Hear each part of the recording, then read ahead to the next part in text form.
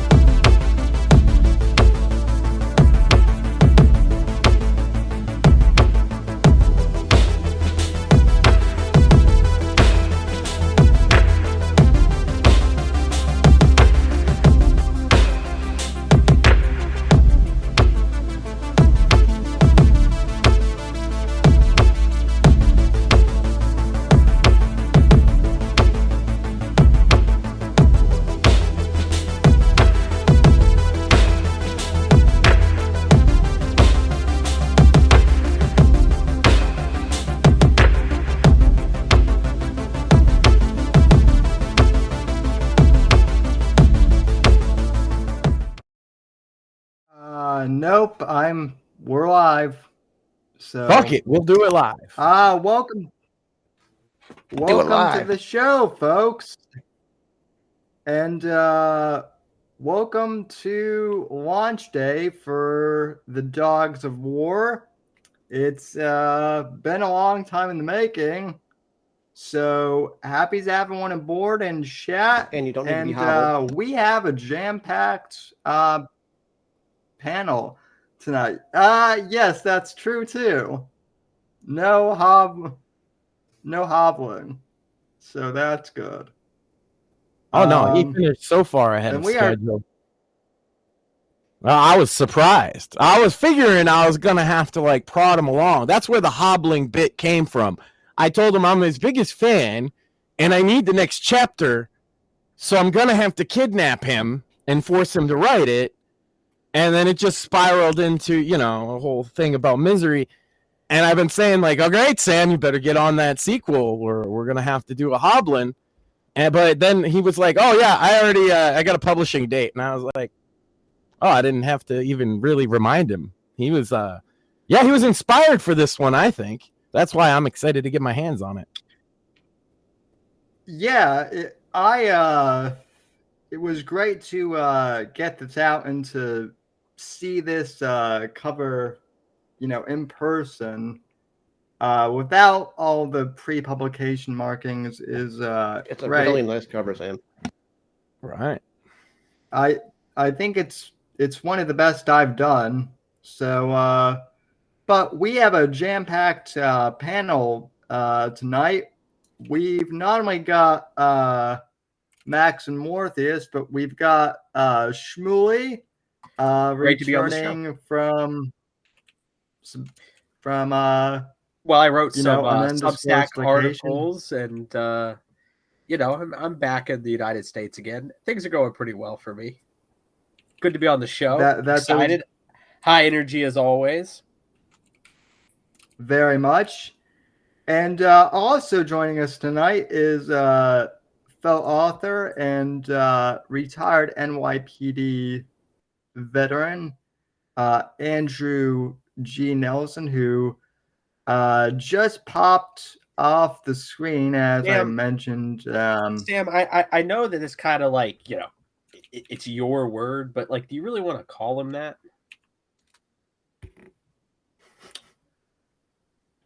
I know, well, you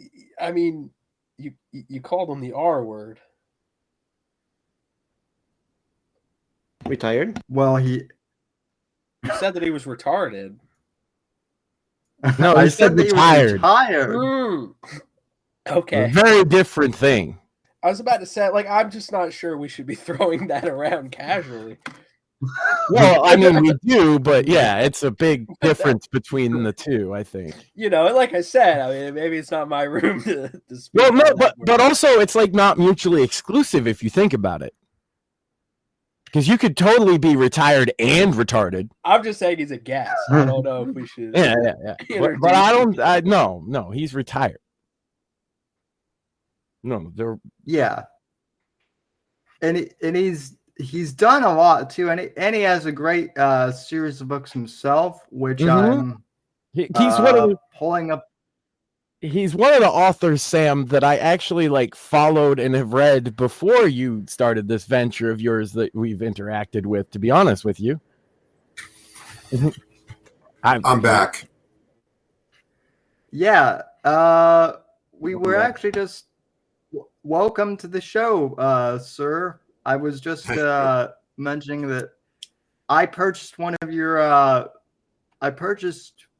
books today, and then Max was just saying that he's followed you. I think before before I even started this writing venture. So I forget even where. I think at a library I picked up one. It might have been a library and it was just on display. But yeah, I was saying to him before he even started writing books, I had known who you were. A lot of authors he's had on, I have to catch up on their work, you know. Well, thank you. So, anyway, though, sir, would you mind giving us a little bit of your background? I know that you were in the NYPD for a long time, and now you've transitioned into becoming an author. So the floor is yours just to share your story. Oh, thank you.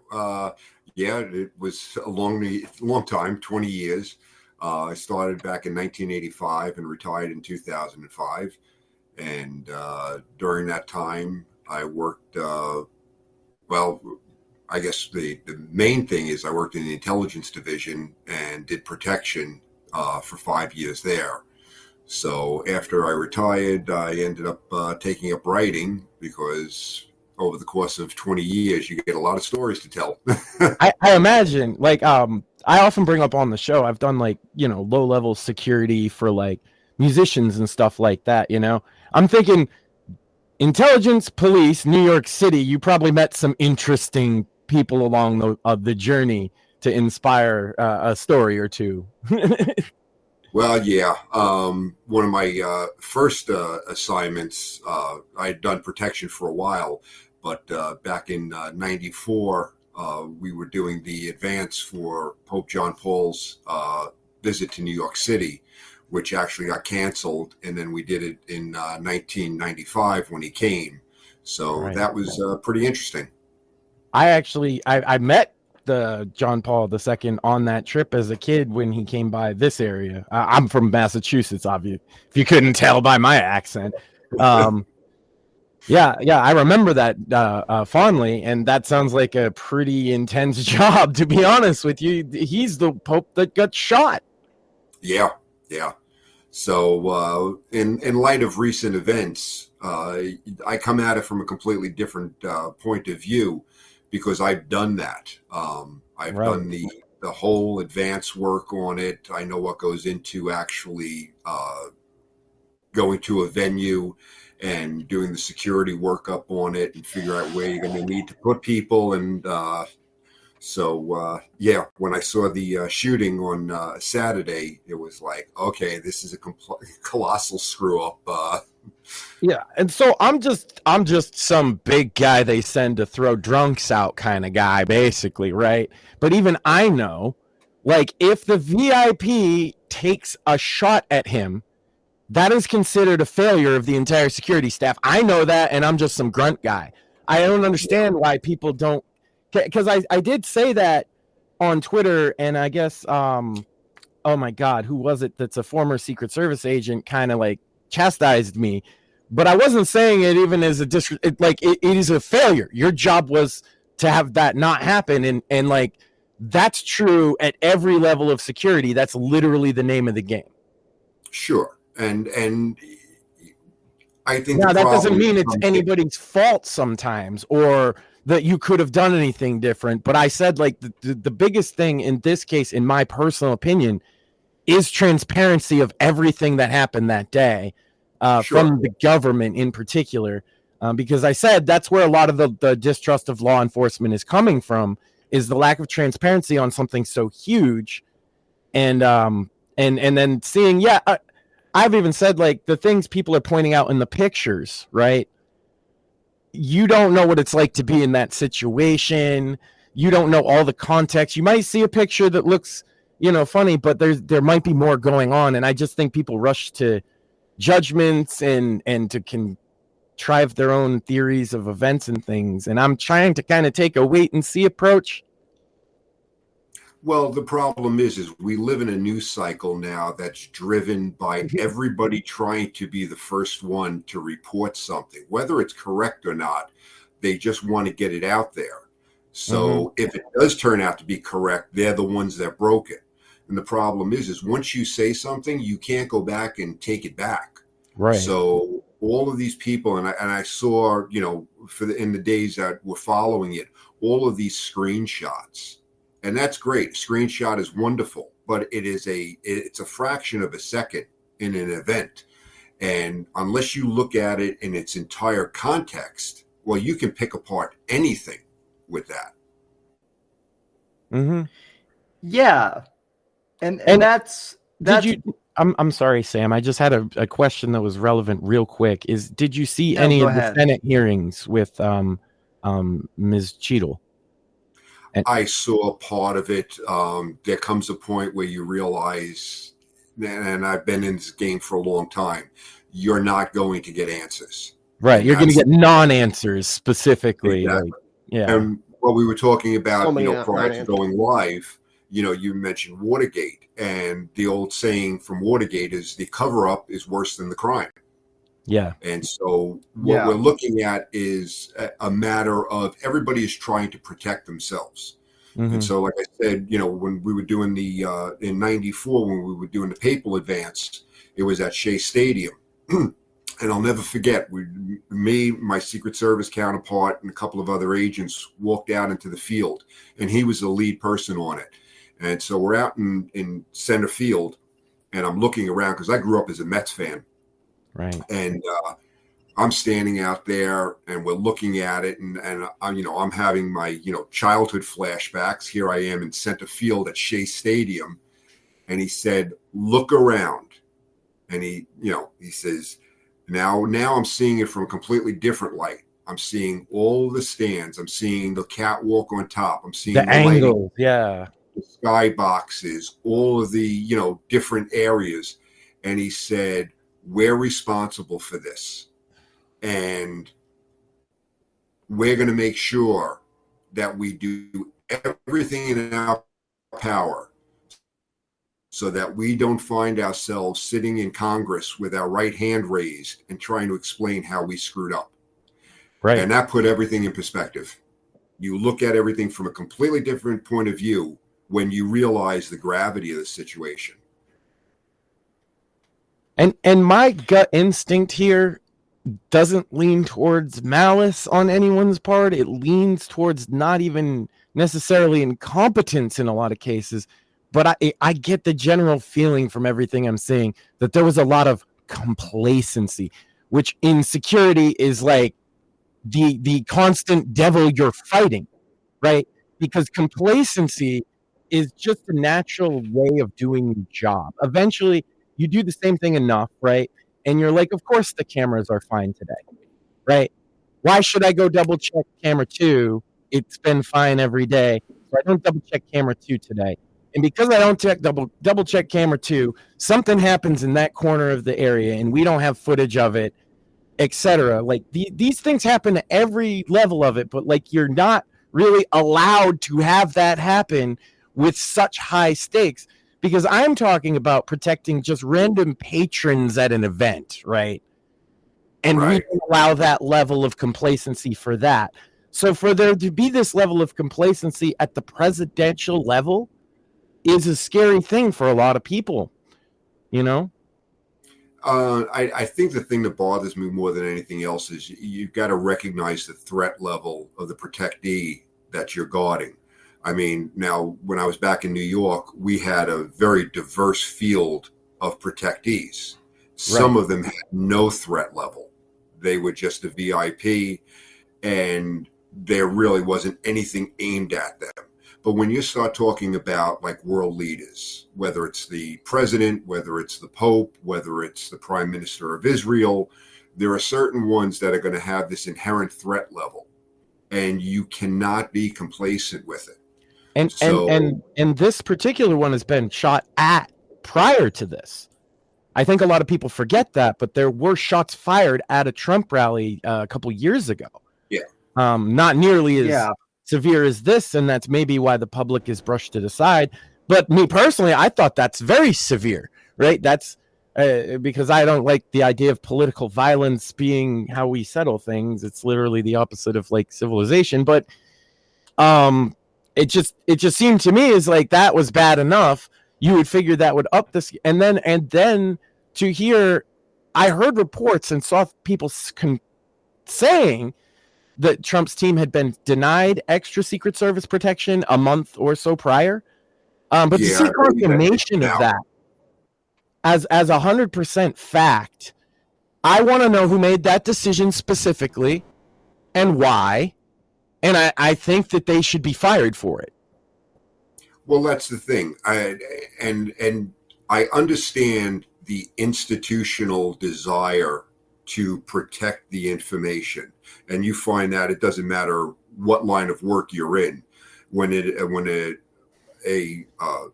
agency engages in bad PR, they're looking to protect themselves. So I do understand that, but it's not an excuse. I mean, at the end of the day, you have to make the decision of whether you're going to be honest with the American people.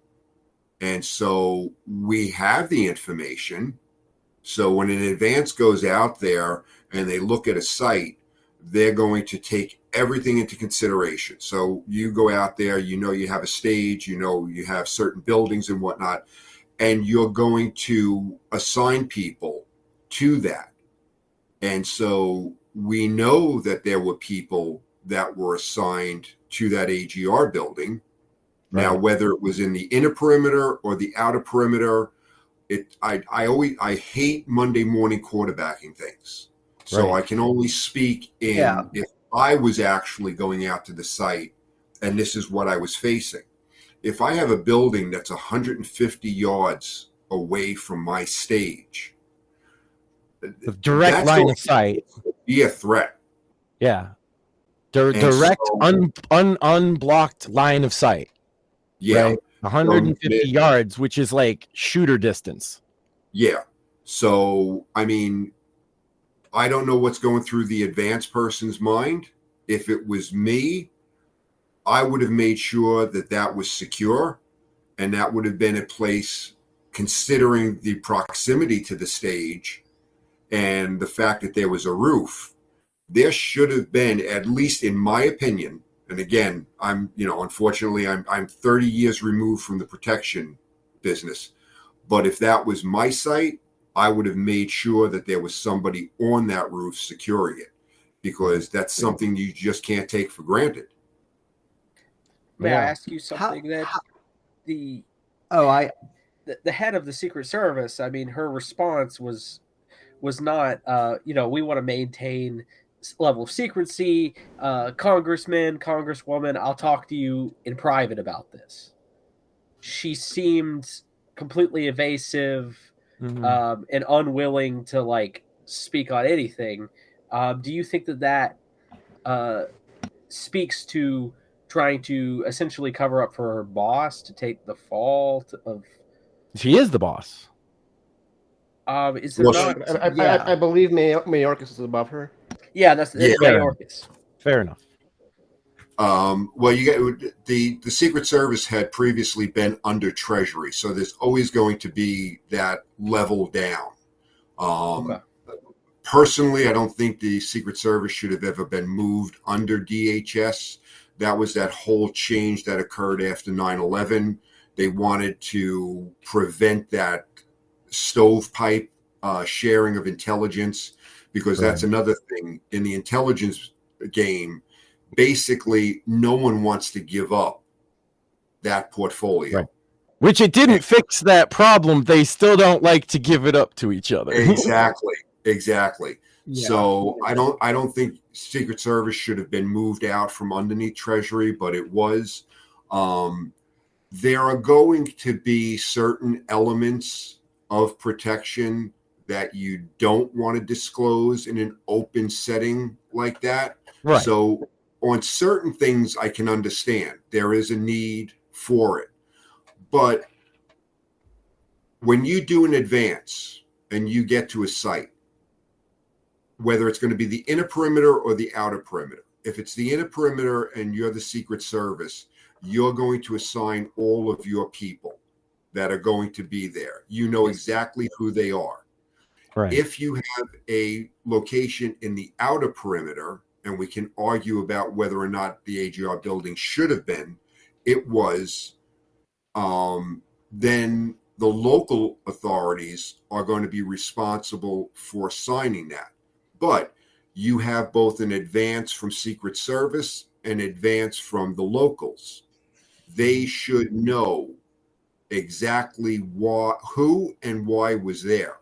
Now, if they don't want to share it in an open setting, they could do that in a closed setting. I think when people use the term local law enforcement, they kind of get a picture of like Hicks from the Sticks, but that's usually not the case, right? It's usually people that are actually specialized in security that they're going to put on such a high profile situation.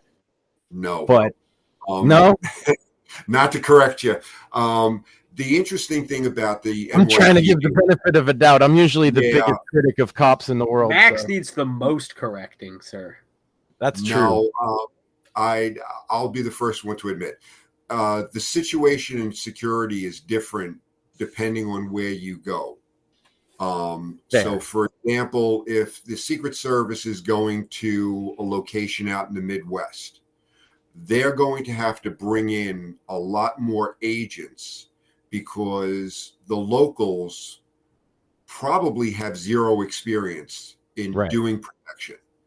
NYPD was a completely different animal because we had an intelligence division for several decades. We've worked hand in hand with both the Secret Service, State Department, diplomatic security, Capitol Police, and foreign security agencies that come in.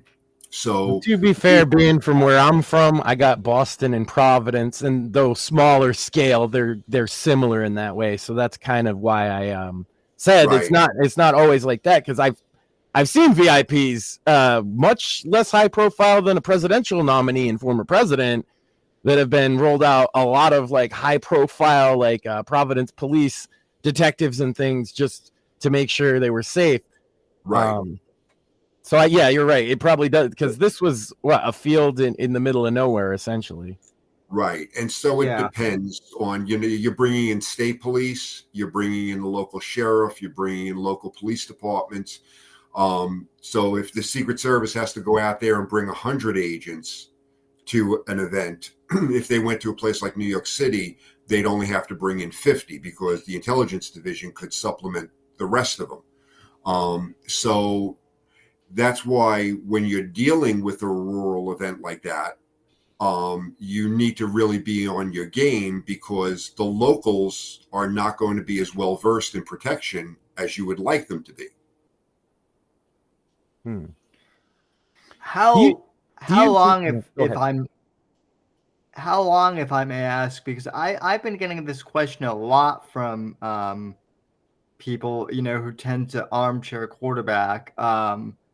And I'm hearing a lot from the so-called online experts who are saying, well, they needed to do this, type of advanced scouting and all that. But like, my question is, how long does it take, or how long should it take for an advanced team to effectively scout out an area, because the thing that I'm hearing, and I don't know if this is true or not, but the thing that's kind of online from all of these armchair quarterbacks is, well, they half-assed, the advanced scouting, or they did it too quickly, or it's really going to depend on the venue.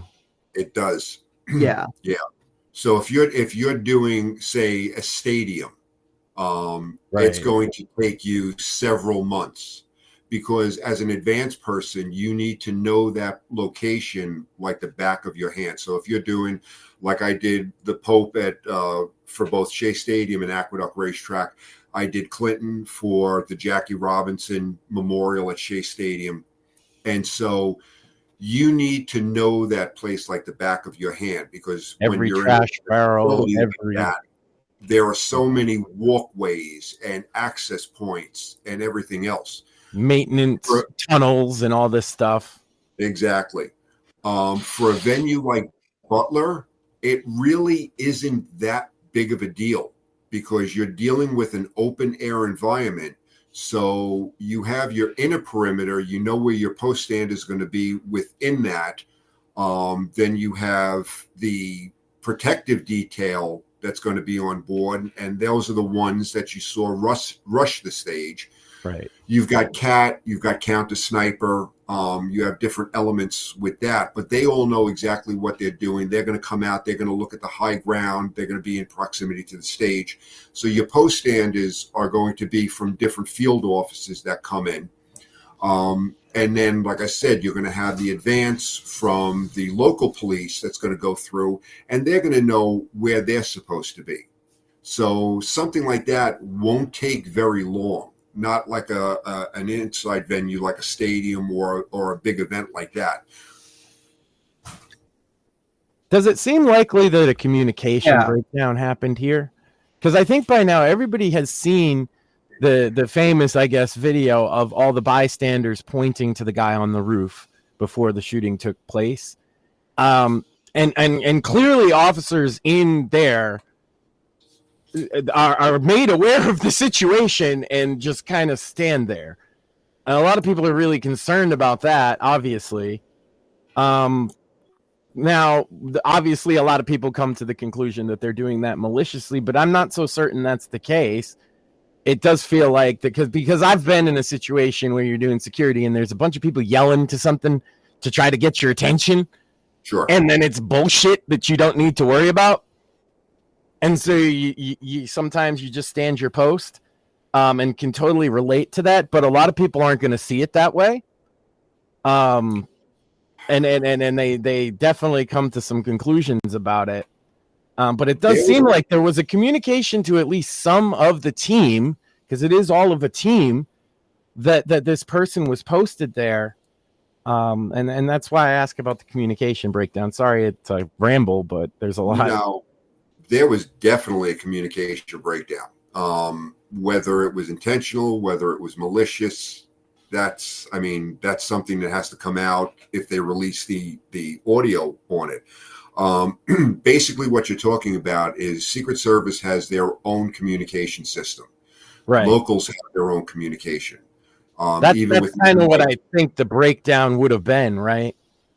But there should have been a centralized command post that was actually had a local and a Secret Service representative together, so that they could relay the information back and forth. A radio room.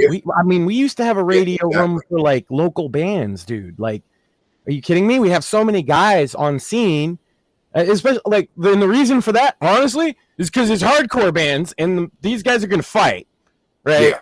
And so, we got a radio room because if a guy breaks his jaw, we got to get an ambulance over here. We need the police scanner on. We need to talk to each other. Of course. Right, a radio room for the lowest level security event, and I'm just wondering where the hell the radio room was at. That's a good question. Like I said, there's always a point of contact between the locals and the Secret Service for the relaying of information. You don't want to have a local spot something and not be able to communicate to the Secret Service. So there is that And that's the charitable version that people are seeing in that video, right? The charitable version is that there was a lapse in communication, because how could the officers not have reacted? He clearly had a rifle. They even said he's got a gun. Maybe in the moment, this is another form of communication. Again, the crowd's yelling at you. You have a job to do. I've been there. They're saying he's got a gun, and you look up and you're just like, oh yeah, that's probably one of the snipers.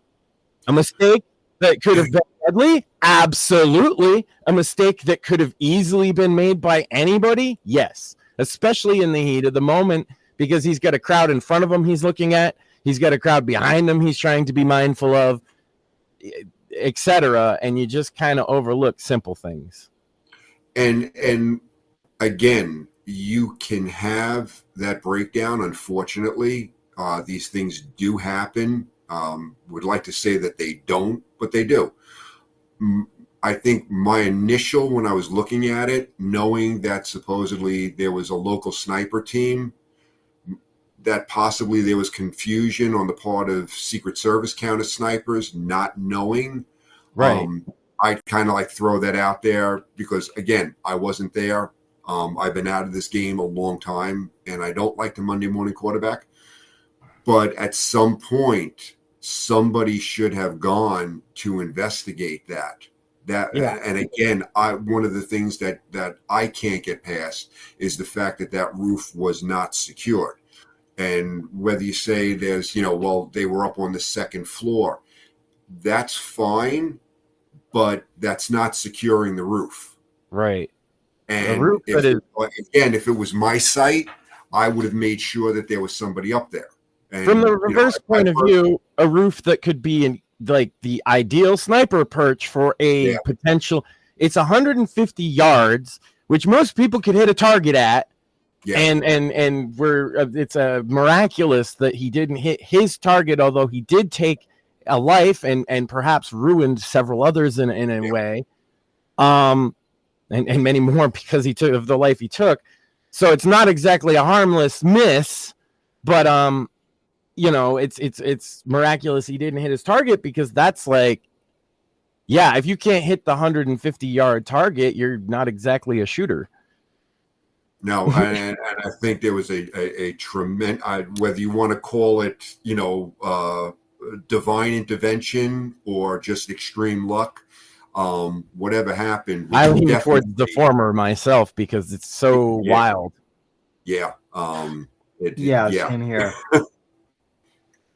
I'm sorry if this is a dumb question, but go ahead. But how often is it that the security is shorter than the protectee? Well, unfortunately, we live in a day and age where you're going to find that. Right. You can call it DEI, you can call it a lot of different things, but you find that throughout law enforcement. And so I really can't blast them for that. You'd be hard-pressed to find it where all of them are shorter, but you'll definitely find some of them, right? And that's in the olden days, that's why a guy like me got a job, right? Because I'm 6'5". That's it. That's all I needed to do to throw some heads around, Well, I mean, back in the day, you had to be over 6 foot to get on NYPD. And that has changed over the years. Whether we agree with it or not, that's just the nature of the beast now. And from people are making this out like, well, they weren't all Secret Service. They were from Homeland Security investigations. That actually isn't unusual, because even when Secret Service was under Treasury, if it was a big enough event, they would bring in what were called other Treasury agents, whether they were from ATF, whether they were Customs. If you need bodies, you need bodies. You need bodies. That's why I wanted to every agency is suffering from a loss of personnel. Secret Service is no different. So, when you're having, especially during, the election season, where you're having people go into all these different rallies, that will chew away at numbers very quickly. So if you have to do, and we both know that Trump does a tremendous amount of rallies. He's going all over the place. So you're constantly shuffling people in because you also want to keep them fresh. Mm-hmm. So you run into that problem. So yeah, you run into the problem of like 30-hour shifts and 3 hours of sleep. Of course. The last year that I was in the intelligence division, I was working the UN General Assembly, and I was doing advanced work for 3 protectees at the same time. It was Clinton, Netanyahu, and Arafat. I don't think I slept for maybe like an hour a night. What a combo! Yeah, that was for in any way. Oh man, yeah, no high threat level there. Yeah, the threat to each other. Well, the surprising thing, that's one of the interesting things you brought that up, because I tell people the surprising thing to me is that I've seen all of them behind closed doors, and they're completely different than what you see when they get in front of the camera. And I've always said it's a big club. You're not invited. Of course. They get along, they laugh, they joke, they drink, and they're all having a grand time. So. Oh, yeah. Yeah, it's pro wrestling, only with much higher stakes. Yeah. Oh, yeah. I would, if we could, real quick, Sam. We're a little behind on chat, and we even got a Rumble rant. So I wanted to point out, MAGA News Network said, "This guy is NYPD. Then why did I see him in Buffalo, New York, in 1999? Yeah, because he could never leave the city. Never been to Buffalo. There you go. He got you. For $1, he also said, the worst are the wheelchair quarterbacks. Hey, that's why I have the expert. That's why I have the experts on. No, he's right. From a defensive standpoint, I can't tackle him. Yeah. Oh my god! Just tackle the crippled guy. It's just. First of all, you're going to stay in the chair, most likely. You're just going to fall, get hurt. I'm going to be an asshole for doing it. No, you just win. No, that is true. Yeah, you want the wheelchair quarterback. Now that I think about it, he's we'd be the DEI quarterback. Or because you could replace it with a woman. The thing is if you it's not true DEI, because if you replace it with a black guy, there's a lot of those. What is your opinion on women in law enforcement and women in the Secret Service? I've said this before. Yeah. I've worked with women that I would gladly go through a door with. And I've worked with men that I would run the other way because it's going to be a complete disaster. It depends on the person. If you watch the video of the Trump shooting, that is, the protective detail was there 2 seconds. Who the other agents were, the females that were there, were they Secret Service, were they Homeland Security? I don't know. But obviously, no one knows what they're going to do until those shots go off.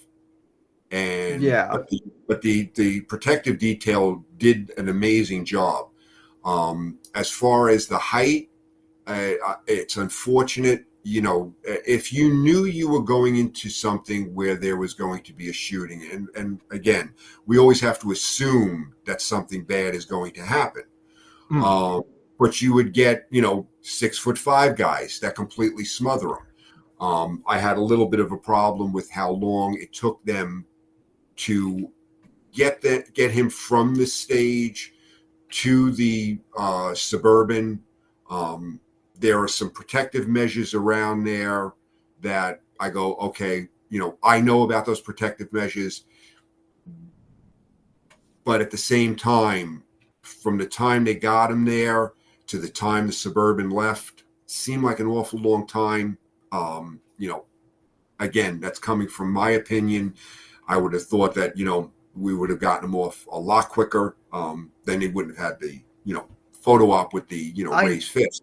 And that's what I meant about complacency too, right? Like you said, if you thought you were going into a shooting situation, ideally you'd want big meat shields, essentially, to smother him. And like you said, they're especially the Secret Service, right? Maybe even more so than your position, which is like, I'm sure a 0% failure rate was expected of you too. Yeah, it's a really serious thing to be complacent about when they should be assuming. But I get it. There's a Trump rally every week. He does this all the time. We have 4 of these a week, and it's always the same crap. And maybe you're not even interested. Maybe you're not like a Trump guy, so you're just like, blah, blah, blah, shut the fuck up. It's possible. Like I said, the protective detail got there within 2 seconds. They were on top of him. Mm-hmm. Cat got there a second or two right after him. So that part of it actually worked exactly the way it was supposed to. Now, again, like I said, getting him to the car seemed like a little bit slow to me. It is what it is, Excluding when he came back he's like, wait a minute. Yeah. I've seen some argument of whether they should have not let him say wait a minute, but whatever. That's what he wanted to do in the moment. And it is Trump. So you've got to take that into consideration too. Right, he was ready to go back to the microphone, you could tell, and they're like, nah, we ain't having that. Yeah, your shot, we're taking you out of here. Yeah. Right, yeah. But I think every element of this needs to be looked at, and we need transparency. And whether it hurts the agency or not, it's okay. Sometimes you got to open up the windows, you got to let the fresh air and the sunshine in, and say, hey, listen, this is where we did right, this is where we screwed up. Because unless you have a director that's willing to, air the laundry, then what happens is you get all the conspiracy theories, and they're going to hurt you even more. So, and then you can never squash them, ever. No, because and then you're having to respond to them, and that and the people that are into it will never believe you. And I find that the funniest thing is they end up doing stuff like completely banning Alex Jones all on the same day. Well, whatever you think about Alex Jones, to people that were sort of on the fence, that's actually kind of convincing that he's right. Yeah. Because you're trying to silence him. Why? If everything he says is just stupid nonsense rambling of a madman, you just let him ramble. Exactly. I mean, freedom of speech is freedom of speech. Yeah. That's and that's kind of our whole that's why it's right to offend media, right? Like making a point. It's not just because free speech isn't just what's popular. In fact, what's popular doesn't need protecting. Nobody needs to protect to say I love puppies. Pretty much everybody, unless they get a dog allergy, then maybe they're not so fond of puppies. But pretty much universally, nobody would be offended by that, and so nobody needs to protect it from anybody. Exactly. And the Supreme Court in our country has upheld this time and again, sometimes for people that you would detest, right? Like the Klan. It's how it is, and I do think I'm a firm believer in that. In the public space of America, everybody is allowed to talk. I feel like we've gone away from the older mentality of just change the channel, because now we have the internet and it's not a channel and it's constant and it's ever evolving. Like you mentioned, the news cycle, this 24-hour, monster that takes over people's lives. I went camping earlier this month before all the stuff went crazy, and had just a blast with no internet at all and just my music in the woods with my family. It's so much better when I turn that crap off. And I've been reading from your phone and the internet. It's all of a sudden you realize that there's a life outside of that. Mm-hmm. Yeah. Well, that's also like for me with also like writing books. Like I do base some of my plots off of current events, but I try not to lean into them too heavily because things change, moment to moment. But like I find, yeah, that like even writing is a good escape from, just the draw of the news cycle. Well, because people get so wrapped up in it that they actually think it affects their day to day, like it does in the meta. Okay. The last election led to a lot of the things that are going on now, for sure, right? But even this, we're talking about this assassination. It did attempt. Did it stop, you from going to the store the next day? No. And I think people, it's like, be aware of the news, but man, don't invest your whole life into it because it will consume. I see people just like go crazy, like literally their mental health deteriorating. It was a really, really bad after 9/11. I watched like every adult I knew became a drooling, crying TV zombie for like months. Yeah. Well, and you can take this all the way back to the first Gulf War and CNN's coverage of it.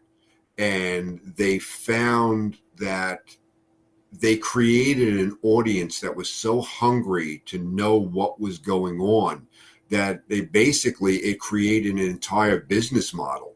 So you went from providing, and the problem is when the war is now over, what do? You have to fill that time slot. You have the audience. Now you have to fill it. And so if you don't have the news for it, then you have opinion and you fill the time slots with opinion. The only problem is it's opinion. It's not news. So we've actually gotten away from, if you look at the amount of actual traditional journalistic news, right, it's a fraction of the time. Everything else is opinion, and everybody has an opinion, right or wrong. But people start to gravitate towards it. It fits their narrative. Heads have become the news, and right? And just to add to that point, I mean, the big thing, the big value that journalism gives us is investigative journalists.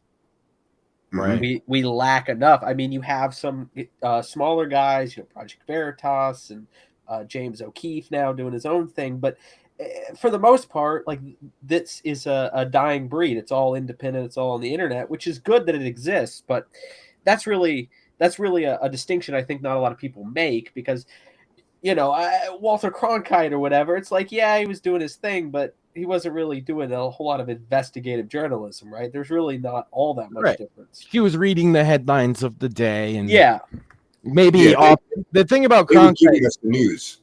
I love that they act like Cronkite didn't have opinion. It's like, I mean, just go watch some of his stuff. Of course he had an opinion, but comparatively, and I think that's what's lost, is like for the time, he was opinionated. But today, he would be the most straight-laced news guy there is, right? But he was obviously subtly... I just think it's very pernicious. The real pernicious thing to me is like, yes, the oversaturation of opinion rather than simply telling facts, so to speak.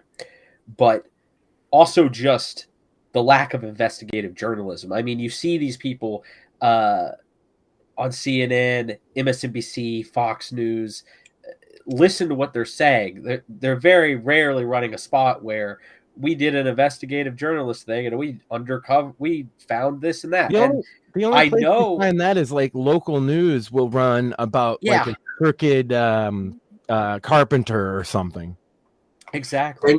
And to a certain extent, that's why you have a lot of these, for lack of a better word, cover-ups with the government, because they know they have a friendly media that's not going to ask the hard questions. And so, where you had people like, say, going back to Watergate, where they were tenacious. They followed up on it. They sunk their teeth into it. That doesn't exist anymore. So when you get, government officials that'll come out here and tell a story but not give any information, they know. One could argue it exists, but it's used in one direction only as a tool. That's what I suggest has been happening with Trump. Issue. Yeah. And it's like, okay, so if it's going to be wet, my argument from the moment that they impeached him with the halfway stuff was that we should just impeach every Democrat. Every single one just has to get impeached, whether they lose or not. It doesn't matter, because it was important to the nation that we did this and da-da-da-da-da. And I am pretty sure that every freaking president who will be president forever, if you investigate hard enough, you'll find the crime, because that's how it works. Well, I mean, was it Stalin that said, "Show me the man, I'll show you the crime"? Yeah. And you could do that without Soviet style anything, because you just investigate one person long enough, you'll figure something. One thing I do find interesting, and I actually wanted to ask about this, is I have relatives who live in New York, and before and even after 9/11, they all spoke very highly of Mayor Giuliani, and everyone, as far as I can tell, did. Yet once he got involved with Trump's campaign, pretty much as far as I can tell, pretty much everything, like, nobody mentions anymore that he helped to take down organized crime, which I'm sure for that you he was guys, America's mayor after 9/11. Let's just forget all that. Yeah, Rudy's like, I don't know. I'm one of those guys that will defend the hell out of Rudy, right? I think he was, as a guy who hates New York from Massachusetts, I think he was a great mayor. And, he's a hell of a personality. You say what you want somebody about who worked for him. I will say this. Yeah. As a boss, I hated him. Fair. As a mayor, he was the greatest thing since sliced bread. I could totally see why you would say that. Yeah, I can see that. And not taking away anything as a mayor, because honestly, it used to be an old saying: if Jesus Christ was a Republican, he couldn't get elected in New York. And it was true. And it legitimately, because I was there prior to Giuliani coming in, and it legitimately got so bad that people finally said, enough is enough. We're gonna try. And I saw the turnaround. I lived through it. And he was smart enough to understand that if you don't address these smaller crimes, then you're going to have problems. And so I went from seeing an area like Times Square and just west of it, which was basically a no man's land, to seeing, particularly talking about prostitution, street drug dealing, and stuff like that. Yeah. And then you've got, Mickey Mouse and the Lion King. And, you've got families walking around, and it was like, a part of you goes like, I kind of miss the old days a little bit, but, and now I'm watching it again in New York, and it's going back to the same way that it was. But Giuliani was a fantastic mayor. But the problem is that he was vilified, Trump was vilified. But if you lived in New York, and this is the crazy thing, if you lived in New York, you knew exactly who Trump was, because there wasn't a day in the papers that Trump wasn't in there. Trump was always doing something. Yeah, they've been talking about him since before he was relevant. They made him relevant. And again, doing production, you're going to these different events and everything, and you see Trump there, and everybody loved Trump. No one said anything bad about Trump. That makes it a higher profile event just by having him there. Yeah. And so you had Democrats and Republicans. Everyone was courting him. Mm-hmm. And he criticized both in equal measure, too, especially in his books. Yeah. This is the thing. It's like I was a guy that was real hype when he announced because I was familiar. I was like a fan since I was a kid. I read Art of the Deal, Art of the Comeback, and then I just kept reading. If he put out books every couple years, I was involved with the Reform Party when I was a kid, thinking we were going to change the world. And Trump, realized that ship was not worth sailing, but which is smart on his part. And then when he eventually said he was going to run, I was like, oh, he's a very qualified person for this job because I've read all this policy stuff he's discussed. He talks about all his business deal. Man, to deal with the red tape in New York City alone requires like a fucking PhD and like a silver tongue and money. Now, I'll be the first one to say, do I have issues with Trump? Sure, there are certain things that I disagree with, but I've disagreed with every president going all the way back. And so you're always going to have those issues. There's going to be pros and cons with everybody. The thing that I saw with Trump was the fact that he wasn't a politician. He engaged in politics as part of his career in dealing with governments, but he brought in a non-politician acumen. And I think that's what this country needed and still needs. I mean, you look at some of these people. Look at Mitch McConnell. Look at Chuck Schumer. Look at Jerry Nadler, Nancy Pelosi, Joe Biden. We're talking about people that have been, decades. I mean, well, he went from, and this is like not a secret since he writes it in his books. He went from dealing with mobsters of the old school street variety to go dealing with the gangsters up in DC. Yeah. And if there's anybody fit to deal with some gangsters, it's Trump. Yeah. Especially now. He's gangster as a motherfucker now. Oh, yeah. Yeah. Yeah. I mean, he's got all the street cred at this point. Yeah. I was like, I honestly was like Kid Rock, Hulk Hogan, Dana White. There were rumors of 50 Cent. I was like, did I write the RNC lineup? Is it just me that wrote it? Yeah, I mean, you've got Trump's nephew on Twitter is out there, and he put out a video with Fagajo. Yeah, and I mean, I'm looking. Shout out, that's my boy. I love Fagajo. Yeah, it was a great video. By the way, he's not actually Trump's nephew. I know. I just couldn't remember his name. I'm getting older. No, people started calling him that. They started calling him that, and he's just like, all right, cool. That's cool. Like, why would... It was lefties started calling him that. They're like, oh, you suck up to him because he gives you money or something. And he's like, bro. Like, the thing about Fagajo is he's been an underground artist for a long fucking time. And, like, if you want to give credit to anybody for putting him on, it's actually Vanilla Ice, not Donald Trump. He just jumped on making, like, Trump-centric music, and it really worked for him. But he's been around a while. I'm sorry, I have to defend my homie. And you got Tom McDonald too. Who's another great rapper. And Trump resonates. Playboy the Beast. That's a friend of mine from way back. That's Billy, and he was in my opinion wrongfully prosecuted for J6, and he served 6 months because he had a prior for trespassing. He had a prior felony from when he was way younger. But like the thing about Playboy is he had a religious awakening, I would say. He was a gangbanger, right? He's a Hispanic guy. He's got tattoos. He's from the streets.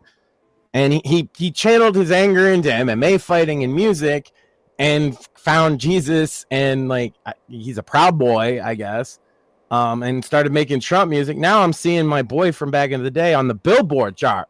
A year ago, he was in prison. Mm-hmm. So I feel, good about things in a lot of ways, but you see stuff like what happened with Trump there that we've been talking about, and it's hard to... Well, it's an emotional roller coaster is what it is. As far as, having problems with him and not, I mean, I was, 18 years old when Trump ran the first time? And I was still palling around with Max and whatnot. I'm old. Yeah. Well, and Max came in and is like, well, then did you read his platform? And I'm like, No, I haven't. So I go through it and I saw that it was holistic and it was very much focused on the economy, and anywhere where I would say, well, that's not going to be good for the economy. Oh, here's how he's kind of making up for it. So I saw that he was a systematic thinker, and seeing the sort of conservative establishment attack him, and even people personally in my life in the primary attacking him and whatnot, really made me kind of resonate that like all of my enemies hate him. And if all of my enemies hate him, then I need to be behind him, right? Just keep pushing. Last time around, I said, you know, it's poetic if Joe gets in there. I think he is a perfect figurehead for this sort of like corrupt oligarchic system, right? Like the king who's not aware of where he's at. That's beautiful for a system that's just. We literally had a conversation on the day he got inaugurated about this, and where we were both like, yeah, this is, you know, in a weird way, this might be better for our cause. Because, like, I don't know, there's Trump, the man, and then there's what's behind people, like, getting behind him. And it's a lot of the populist everyman stuff that he espouses that they think he's just pandering. And even if it, like, the left will say, oh, he just panders to stupid people. And even if that's the case, you have to understand that us stupid people are going to exist even if he had died in that field that day. Right? Well, and we would be pissed if that was the case, actually.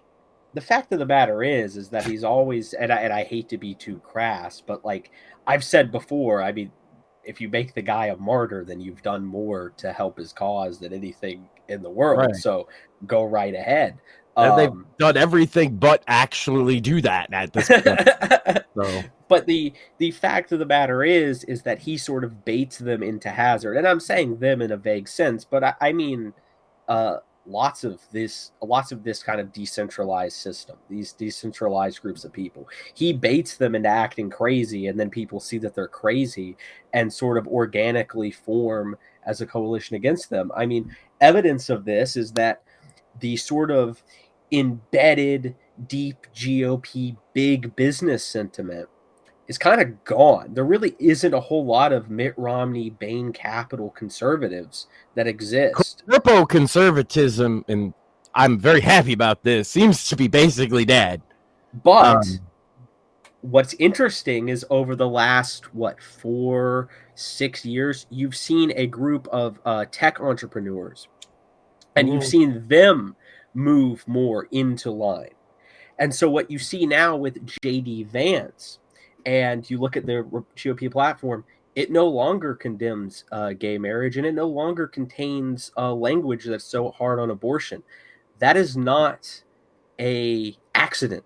That is the direct doing of Donald Trump, who is now receiving funding from Elon Musk. And J.D. Vance has been bankrolled and supported by Peter Thiel going back. This faction to which I'm the most aligned has now sort of ceded power away from the old. And that's because we came up in the same soup as them. Yes. You know, and have a lot of the same like needs and wants. And that's why it's a more populist feel to it. But when you ask me, and I was just answering, I want to wrap it up. Go ahead. My thought. So when you ask me, like, what do I think about Donald Trump all in all, and kind of from the very beginning of my kind of support of him to now, he has baited all of my enemies into acting a fool, destroyed their credibility with a large group of people, and now has essentially bootloaded my ideology into political power. Yeah, we run the mainstream GOP now. Look at me. For me, the Republicans now. For me, I guess this is very telling. I mean, I live in Florida, but like I said, I have lots of family in New York, and the amount of New Yorkers the last time I was there who looked to their left and looked to their right, and then whispered to me that they were voting for Trump was actually pretty shocking to me. That's the big lie, is that the Northeast is like super duper against Trump and liberal. Like, Yeah, the big cities are, but like out here, I'm telling you, Sam, where I live, I am not in Boston. I'm not in Providence. Yeah. Therefore, everything is just Trump signs. You wouldn't find a Biden sign if you fucking paid. Well, you might see the occasional BLM sign, but those people would not dare to have put up a Biden sign. Are they crazy? Even in the Bronx, like I've noticed that because I have a few Twitter followers from the Bronx, and they've said that like people in the Bronx are not happy with AOC right now. And I mean, it's not the greatest state the Bronx has ever been in, and that's saying something. Well, and Staten Island supposedly is also like very, it's pro cops, so they're not a big fan of Bloomberg or any of his. Well, Andrew, do you still live in the city, right? No. I moved out there 20 Good years for ago. you. Good for you. I moved out to the Midwest. I was done. I was born and raised in Queens. So to a certain extent, I understand, Trump's mentality. I mean, it's a completely different mindset. But I think people are waking up. I mean, you can't go to the gas station. You can't go to the supermarket and realize just how bad it is. I mean, things that again, I've been out and about. I had to do a lot of like walking this week for different reasons, and so I'm out and about, right? I'm thinking to myself, all right, I'll just grab like a sandwich, right? Something just, and I'm like, oh my god, they want like $15 for a sandwich. Yeah. Well, is it? I think I have $15. That's not the problem here. The problem is I don't think it's worth buying a sandwich for that much money. And then you just go hungry. And I went to this was my like whole afternoon. I'm just trying to find lunch. I go to like 5 different like fast food joints, restaurants, and all kinds of stuff.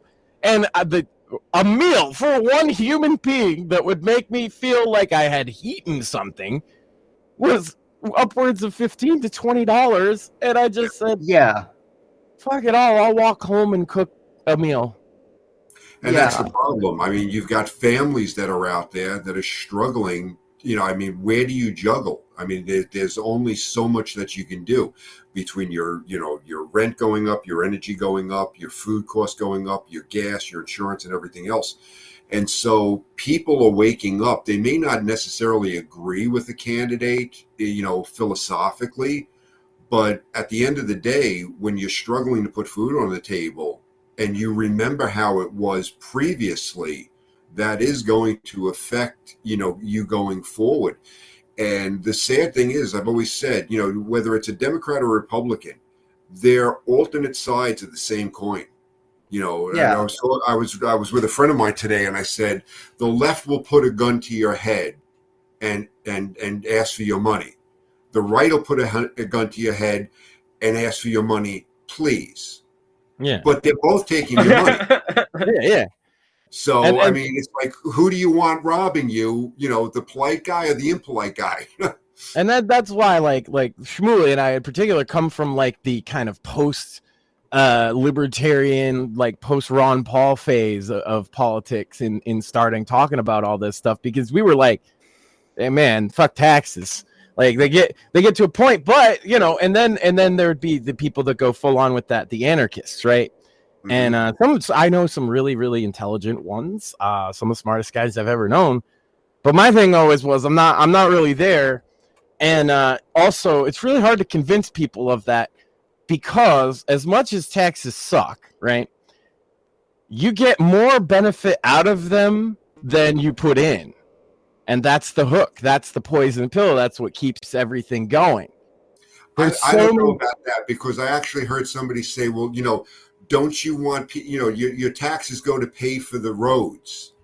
I just went on a trip last weekend, and I can tell you that money is not going to roads. That was where I was going. That's where I was going.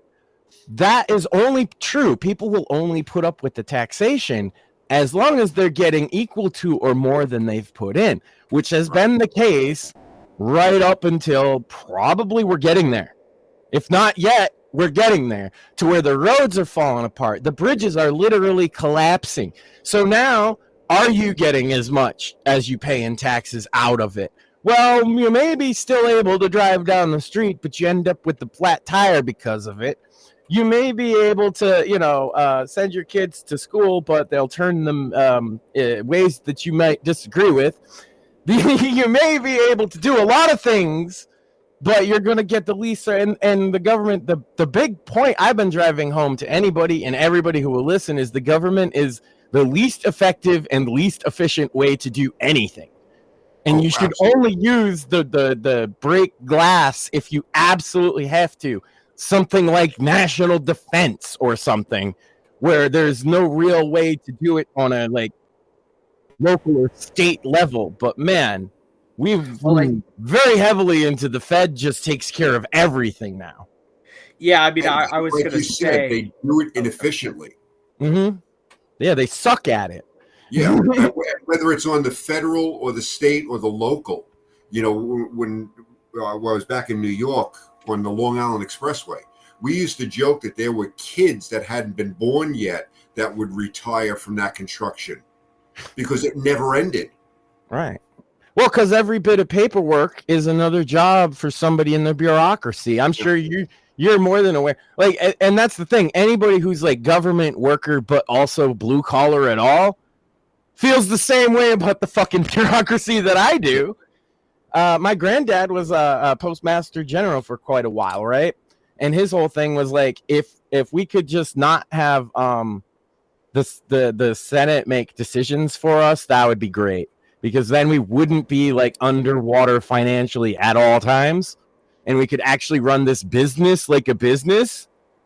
Well, and they don't. Yeah, they're not allowed to, because the Senate literally gets to set stamp prices and every other thing, business hours, etc.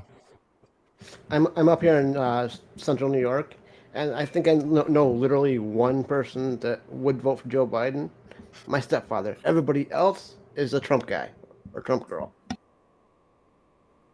Well, I'll point out often on the show, a lot of my Hispanic and Black friends are like super gung-ho for Trump this go round, even if they weren't before, although some of them were before. But a lot of them weren't before. A lot of them voted for Joe Biden in 2020, and they're telling me now, like, wow, what a mistake that was. I can't afford, I can't afford anything. Basically, everybody's fucking losing it. And not necessarily like lower income bracket people I'm talking about here. I'm talking about the middle class, the middle and upper middle class even. Can't afford basic necessities anymore. I mean, if you want to be realistic, right? Like, okay, you don't want to be a schmuck. You look at politics, look at what elites are backing who, what their differentiation is to the disagreements with the other elites that they're trying to take power from. And then once again, tell me, do you want the corpos, you want them to gain more power? Or would you rather the upstart guy who like sends rockets to and fro space, and the guy who made PayPal? And, would you rather those people who are proven incompetent have power, or, the people who can't get Discord to be programmed right? Yeah. Well, that's another thing that I pointed out over and over on the show, right, Sam? Boomers in government that don't, and it's not just because they're baby boomers. I know some people get triggered because I say they're baby boomers. It's older people, right, that don't understand technology specifically, right? And they're in the government making laws about said technology at every level. And they don't know how to make a Facebook account, much less anything to do with like cryptocurrency or any of these things. And it's fine if you're a boomer that doesn't understand technology, but like the idea that you might then want to make laws about it because every time they do it, I always point out that the Digital Millennium Copyright Act is dog shit made by boomers 20 years before they would have understood the consequences of their own actions, because they had to get something out. And then that's a lot of that's bureaucracy is on the policy side too. they have to pass a legislation, guys. Otherwise, we were failures as legislators. So let's pass some stupid bullshit that pertains to nothing currently and then ruins the internet for everybody in the next 20 years. That's what the Digital Millennium Copyright Act is. It should be repealed and replaced immediately if anybody had any sense. But unfortunately, almost every single person in Congress is a boomer, and so you couldn't even explain why it's so bad to them.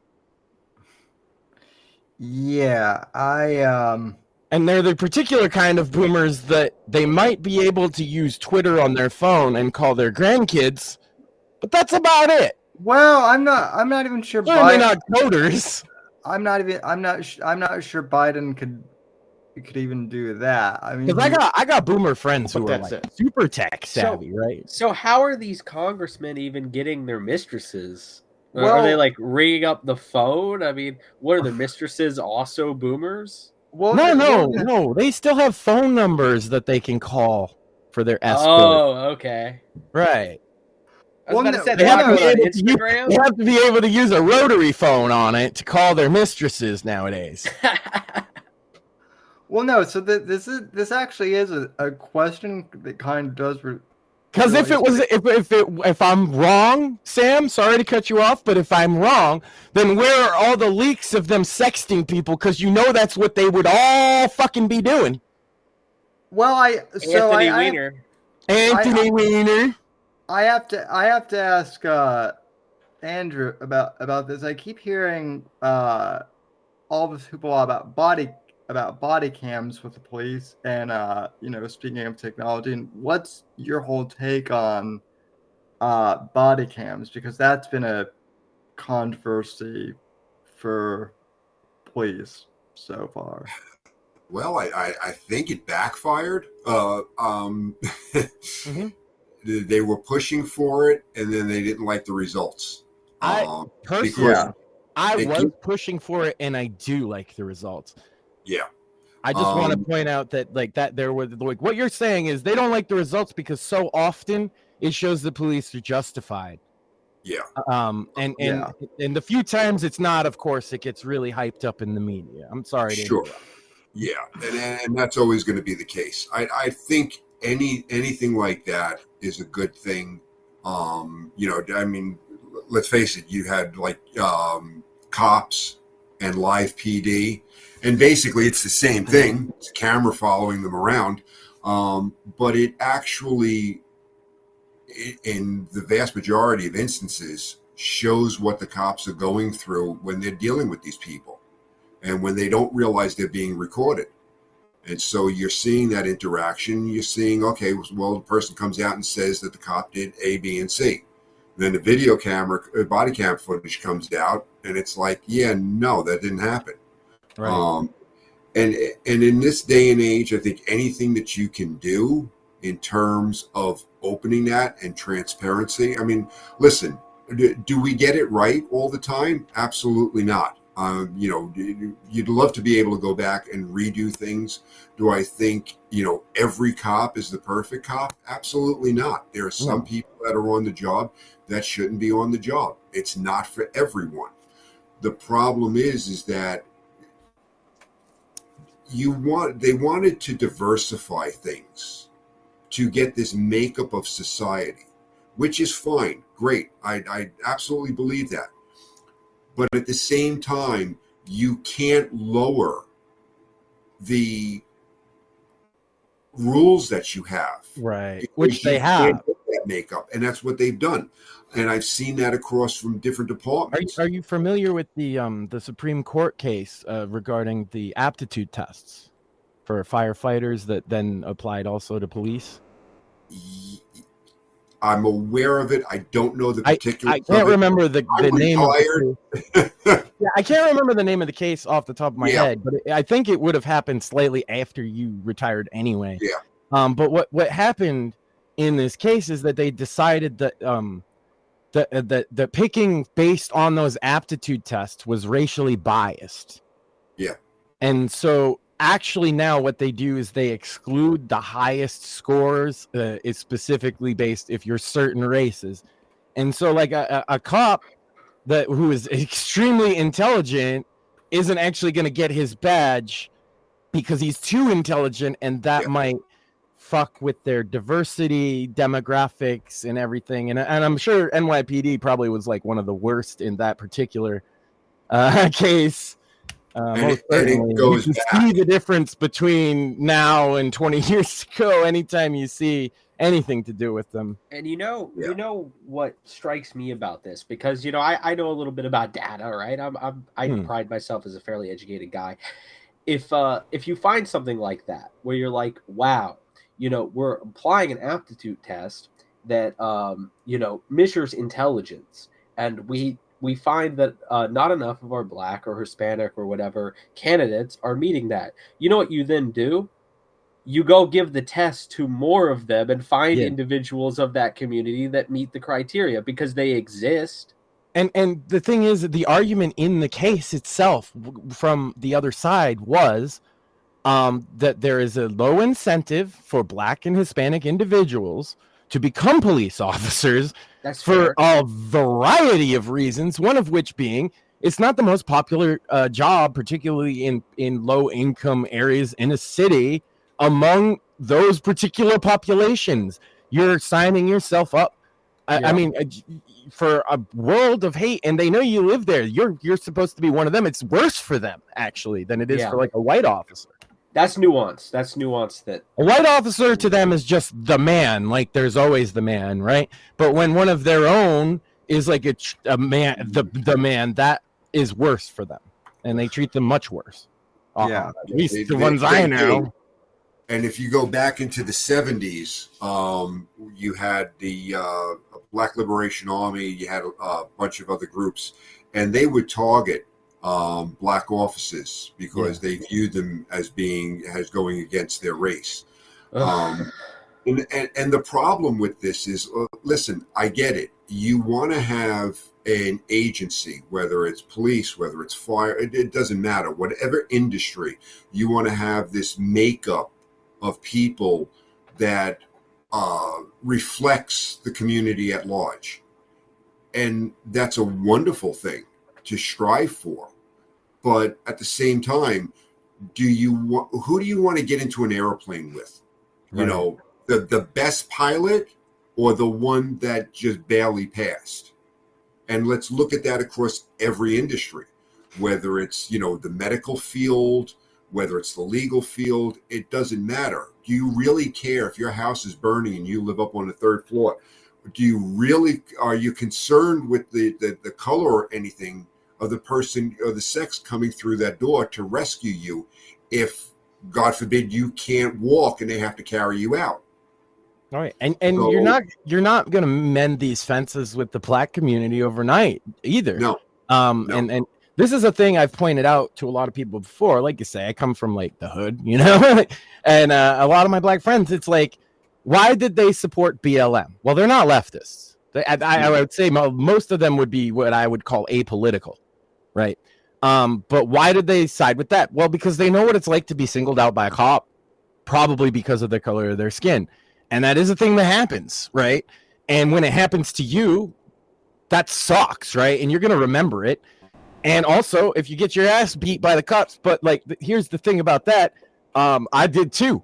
If you're poor and you live in a place where the cops kind of are that way and they have a culture of it, which the place I lived did, they'll beat your ass and they'll tell some story about how you got your injuries. And who are you to fight the cops? You don't have money for a lawyer. In fact, your lawyer tells you, look, the charge you're facing, you got to deal with that. So you don't. But I have a detached retina because he punched me from behind while I was in handcuffs talking to his partner. And I wish I had gone after it, but I had a charge to fight, right? What happened, flash forward, because you'll probably like the end of this story.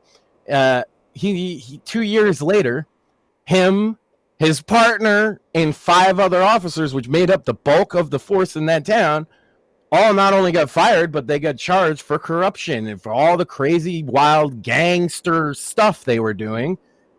For a while, we had state troopers came in and policed the area until we actually had to train up basically a whole new police force because those guys were wilding out. And so when that kind of stuff affects you, right? Yeah, like if they saw the BLM march, they saw, hey, I don't like when the cop put his hand on me either, and I think that whether rightly or wrongly, I think it was because I'm black, right? That's why they were out there, most of them. When you see the average crowd, that's all they were saying is, please, cops, stop beating my ass. That's it. Yeah. And society has changed. It definitely has. And like I said before, should everybody be a cop? No, they shouldn't. Should everybody be a fireman? No. Doctor, all of it. Teachers. Not everybody should be a trash man. Exactly. It's not the the bottom line is cops are never going to get a fair shake on things because they basically are the enforcement arm of the government. And they're in the trenches. And I've told people, you're the face of the government when you're in those trenches, right? Yeah. And I've told people this before. You're going after the wrong people. If you don't like that the cops are enforcing whatever, those aren't the ones that you need to deal with. It's the cops don't make the laws. You have to go to your politicians. So if you don't want cops, enforcing a particular thing, well, arguing with them isn't going to solve anything. My biggest thing to people, no matter what, arguing with a cop on the side of a road is a bad idea. That's what I've always told people. It's just a bad idea. One, they don't want to be on the side of the road. Cops get killed that way all the time.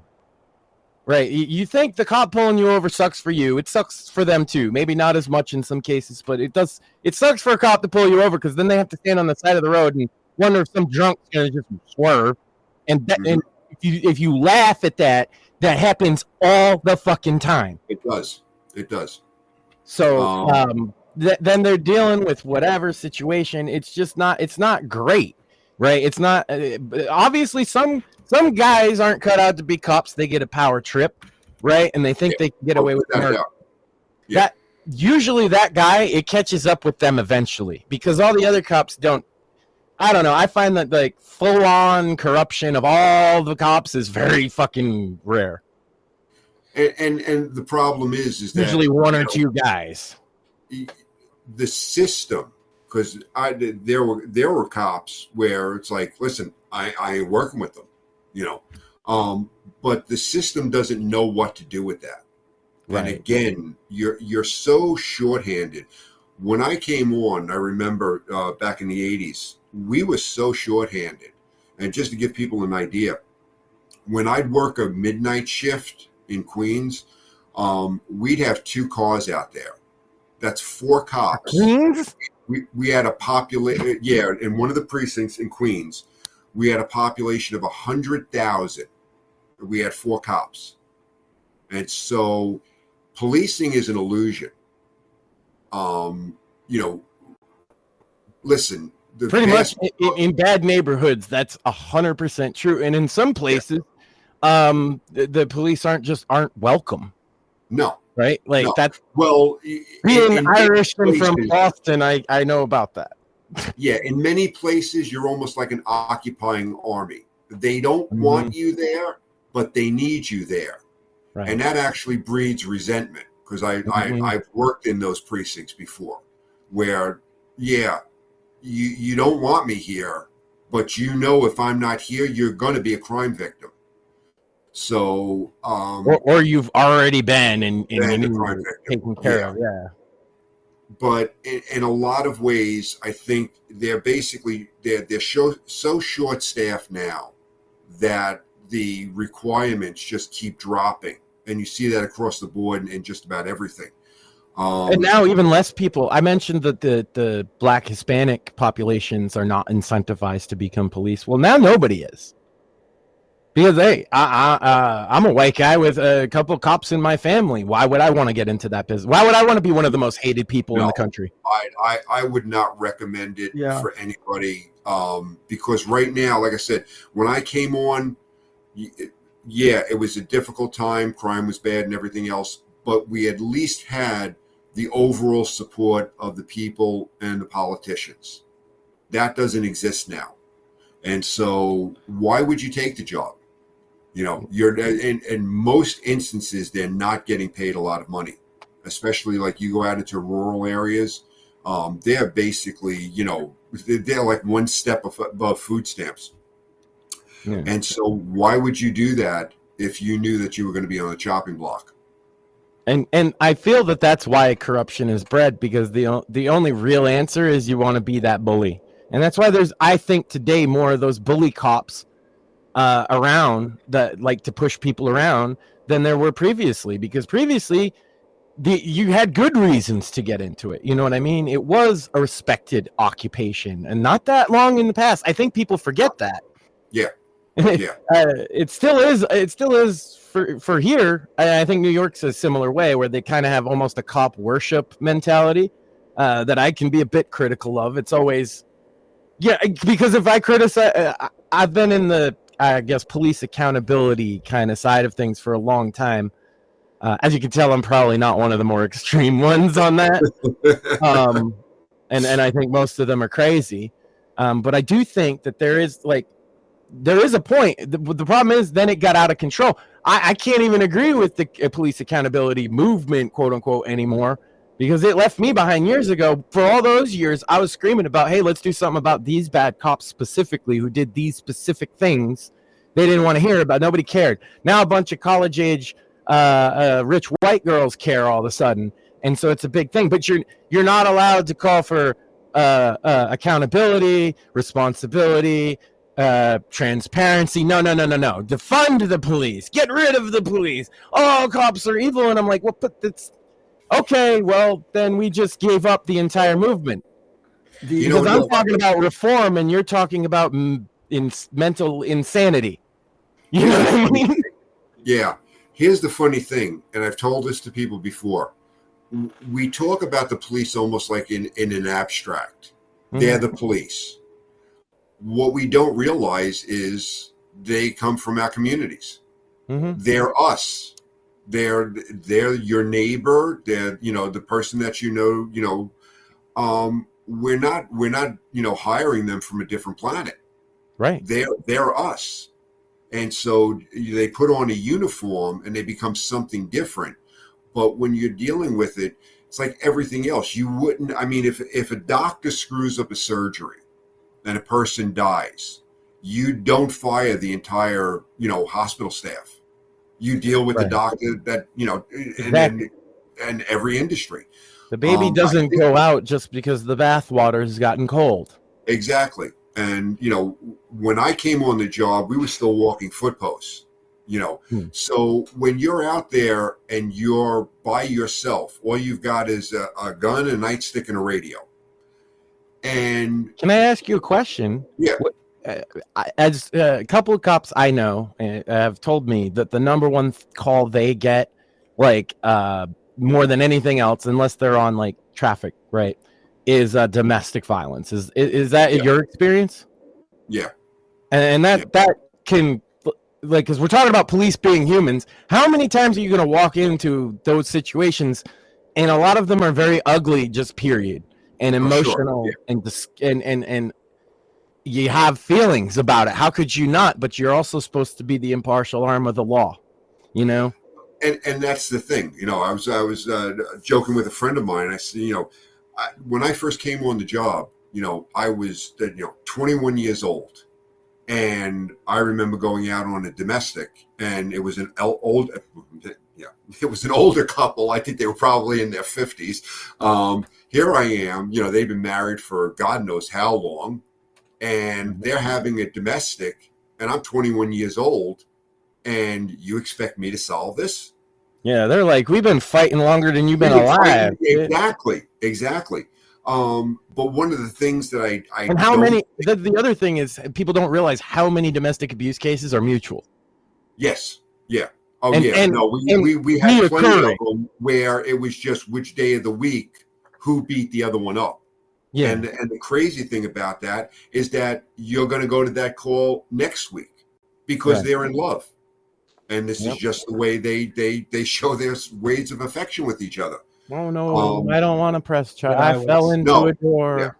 Yeah. That's one thing my dad told me. He said, if two lovers are fighting, never jump in. He's like, he could be beating the hell out of. He's like, don't do it, because all of a sudden now both are coming after you. Almost certainly. They're going at it. You jump in there, now they've got a common enemy. That's probably more true for cops than anybody else, now that I think about it. Probably so. Yeah. You go to stop the guy, and then the girl starts clawing at you. Yeah, that probably happens all the time.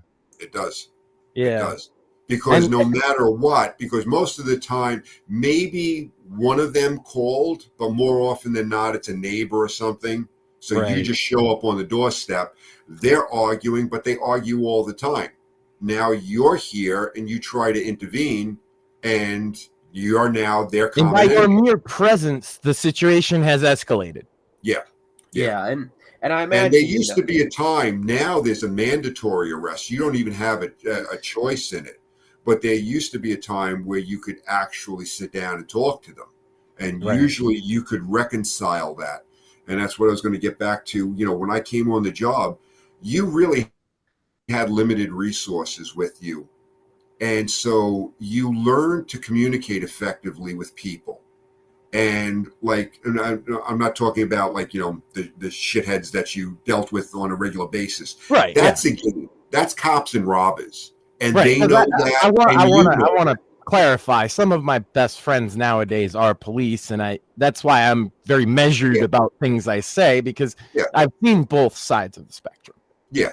So, but you also learn, we'd have frequent flyers. They were guys that were always in trouble. You saw them, you knew exactly what was up. They knew. And so you dealt with them in one way. And it was never personal. It was always business. Oh, I'm sure some of them are your little buddy, right? Yeah. And then I have a friend that's that guy. He's always the best friend of the cops after he's been busted, Yeah. Jokes and laughs and all that. But then you also had to deal with the kids that weren't. And so you really had to, develop that ability to communicate with people. Because, when you're walking a footpost, God forbid something happens, you want somebody calling for you. Right. If you piss everybody off, well, you're getting your ass beat. I mean, like just to say how different it is, at least here and now, they don't respond to a call, get out of a cruiser or anything here in, I think, the entire state of Massachusetts, if I'm not mistaken, unless there's 2 officers, each with a cruiser. That's the minimum to respond to anything. Yeah. You were just on your own, and not, again, kiddos, there was no cell phones. No. So the closest call box is what you're relying on, or an old lady with a rotary phone. Yeah. That's tough. That's tough. Yeah, but again, it you learn how to communicate with people. You learn how to de-escalate with that, because you're forced to. Yeah. And that's a good thing. Nowadays, it seems like, I see guys, and, kudos, they have all of this gear on them and whatnot. But I think it takes away from the ability, because you tend to escalate a little bit faster. So yeah, we see a lot of those cases that I think are so unfortunate, and of course there's people get outraged, but I look at it more as like a sad situation, because it'll be like a disabled kid, right? Mm-hmm. Or teen or something like that, that's acting a certain way, and then the kid ends up getting shot, where otherwise there could have been communication. Some of these guys they lean a little heavily. Was the decision, oh my God, what is the decision? The decision that cops have no duty to protect the public. That was after you, I think, right? It was the guy that got stabbed on the subway. I'm familiar with the law on that. I think that was the mid 2000s or even the 2010s, if I'm not mistaken. But I don't remember the date offhand. But yes, the police do not have an obligation to protect you. Right. Yeah. And I just, it's like a lot of people are shocked by that. Right. but it kind of makes sense regardless of what people like. There's a reason for it and all that. But yeah, like cops actually, for those that don't know, I again can't remember the name of the case, but a gentleman was on a subway. He was attacked by what was a known person of interest who had been attacking people. But I think he had murdered some people, and he went after this guy just on the subway randomly with a knife. I believe the guy was a schizophrenic or something to that nature. And the cops were on the train, and they were behind a door that they could have opened and intervened, and they actually just watched it happen until the guy that was being stabbed overtook the stabber, and then they came and intervened, and the court ruled that they acted appropriately, and that, you know, despite the slogan "serve and protect," that there are other factors at play. And I think one thing people forget is that compromising their safety is also compromising the safety of their post. So it's not just their own little cowardice. Sometimes it would be like, well, but if I'm not here, then what? If the killer gets through me, but you look at that exact case and you're like, why would you just stare through a window? Yeah, hard to say. So I actually do have a question in chat that from a while ago. So why exactly does 2006, by the way, Sam, I just looked it up. Sorry. Gotcha. Yep. I believe that was right after you retired. Yeah. Question from chat, and apologies, it kind of scrolled by. Seems to be Colorado versus Gonzalez. Yes. That figures. Two things. I do have so why is there an intelligence division in the NYPD? Basically, the intelligence division handled or oversaw investigations for like organized crime, different groups within the city, monitoring them. It was an intelligence gathering operation, and the organized crime was a large component of that. Gotcha. Because it's the size of a country is the answer, Sam. Huh? Because it's the size of a country, Sam. Yeah. And that has changed over the years since I left there.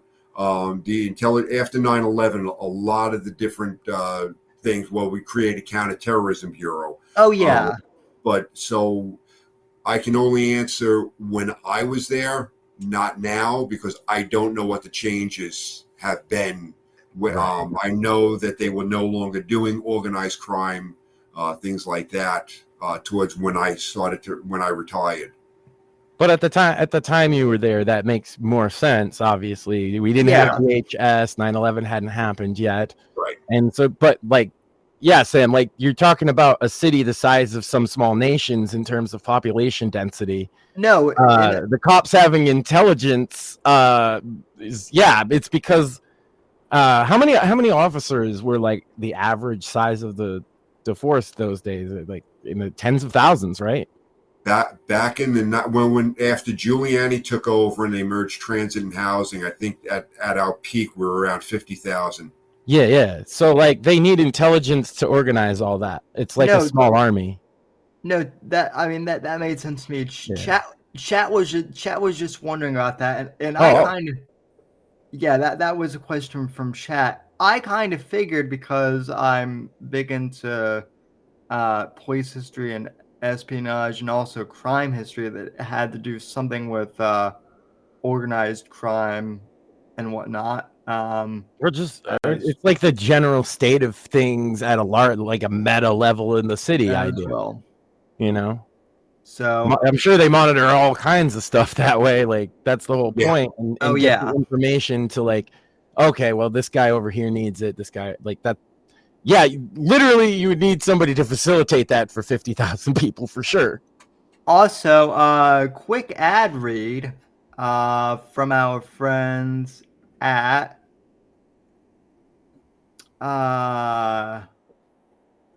nope, it's not gonna do it this go around. Okay. Never mind. Yeah, it. I thought we had an ad, and then it disappeared. I was gonna start like generically saying how great the product was. Well, I just want to say, that if you're a cop, you don't make the law, you just enthusiastically enforce it with violence, right? Well, we wish. Well, that the funny thing is, everybody talks about like well, whatever you call them, summonses, citation tickets, or whatnot. Yeah, and I absolutely hated it. I mean, and they talk about well, you have a quota. Yeah, there actually is such a thing as a quota.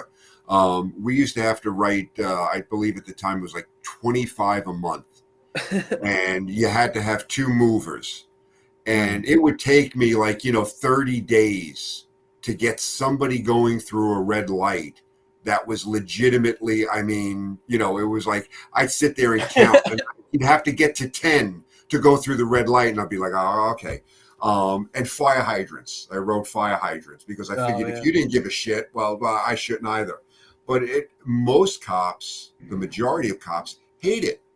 I mean, it's one of those things. The equivalent of picking up trash on the side of the road. It's like I felt bad because you're either going to work, you're coming home from work, and why am I doing this for the city? I mean, you have to and whatnot, but the vast majority of them, they despise it. It's like, but of course, all the ones that actually enjoy it get all the headlines. Well, because Because the initial idea behind a law, like any of those, is like for it to be punitive, right? But then the city gets the bright idea that this is a revenue stream. Exactly. Now it's mandatory. Yeah, exactly. and it get the incentives get all fucked up because the machine. That's the thing I really like to hammer home with people is like any individual within that machine is not necessarily as responsible for the goings on of the machine as you might think. There was this loser we used to make fun of all the time, and him and his buddies went around to these meter maids. Yeah, and just started like berating these poor meter maids, dude, until they quit. They were on the Colbert Report or whatever years ago because it's these libertarian weirdos in New Hampshire that like think they're really smart, and so they're like anarchists, right? And so they go out and harass the meter maid while she's just doing her thing. And like one of them even would wear a gun, like because it's open carry up there. And they'd yell at her and everything, and go, "Oh, you road pirate!" and all this stuff. Yeah. They're like, "You couldn't realize why everybody thought they were like wackos. You statist. And that's the whole thing. I mean, if the people got together and they decided that they didn't want this, go after your politicians. Those are the ones that are responsible for the legislation. Yeah, the meter maid didn't make meter maidery or whatever the fuck you want to call it. And they're not making that much money. I mean, it's like, certainly not what the politicians making. The crosswalk guard is not making a lot of money, and they're not your enemy. I'm sorry, guys. They're just there to make sure the kids get to school. Yeah. That was also, as much as I cringe at some of his political takes, that was one of the things that Don Winslow wrote in one of his novels about the NYPD that I actually really liked. Was he said something along the lines of like the reason why there's corruption in the police force is because there's corruption in Albany, basically, was what he was basically saying when he wrote The Force. Now, that seems pretty cynical to me. Somewhat, but a religious man might say the reason there's corrupt police is because there's corruption in the heart of men. Well, yeah. Well, it's a funny thing. If you want to deal or learn about police corruption, and again, I'm all about being transparent. I've read stuff going back to like the late 1800s, the early 1900s. And I mean, this is stuff that'll make your toes curl. The level of corruption. I mean, we talk about corruption now, and it used to be a lot more open and a lot more see, that's the other thing is like, I understand the broad spectrum of it, that, you look at some of the ways that like Chicago 100 years ago used to work was basically the mob's in charge, the cops work for them, and if you're not a part of that, stay out of all of their way. Yeah. And again, in New York City, where you had Tammany Hall, and the level of corruption, everybody was getting a kick. Everyone. I've brought this up on the show before from Boston. My grandfather's good friend, Uncle Jimmy James Bulger, was kind of a hero in the community, and he gave me candy when I was a kid. Yeah. Well, so is John Gotti. Yeah. Yeah, because whatever, they had their code, right? Yeah, and in that neighborhood, like I said, police weren't really welcome in South Boston at that period of time, and so the mob's kind of the police. Yeah, and so a lot of people had a positive opinion. That's why they helped him get away for so long. Yeah, and there's corruption at every level. It's just it's the amount of corruption. So when you're talking about, whether it's sunlight's the best disinfectant, like you're saying, see, people are going to be surprised that I agree with the NYPD guy on so much because I'm the anti-police activist in their mind. But actually, I'm just a transparency, accountability, reform guy. Right. And like you were pointing out, if not for reform, we'd be 1832. The cop just didn't see anything because you married his daughter. Yeah. Even though you killed 5 guys. Like, who would care? Who would know? You're out in the middle of nowhere. Yeah. And we have to. I mean, you're going to find corruption at every point, whether you can go from police, you can go to fire marshals, you can go to building inspectors, and right across the whole spectrum. I would say you'd find maybe even more in a lot of the bureaucracy in terms of at least taking it out of money, pure and simple.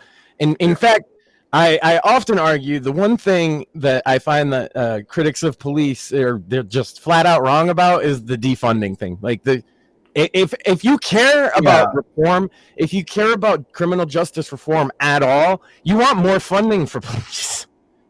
But you don't want it in the militarization stuff, which actually again seems to have come a little bit after, maybe a little started during your time, but mostly after. Where cops out in the burbs are now getting Bearcats because they had, gang problems, which happens to be people that listen to the Insane Clown Posse. But hey, they're on a list. Give us some money. We got gangs out here. And now they all have body armor and all this, high-tech stuff because they're basically, because they can, because they want to be cool. What are you going to do if not use it, right? It falls under the free money thing. Mm-hmm. You're getting these grants, and so you either don't use it or you use it. It was like when they were giving away all of the military vehicles. Now, to a certain extent, I go, okay, it's a free Humvee. And you go, what do you need a Humvee for?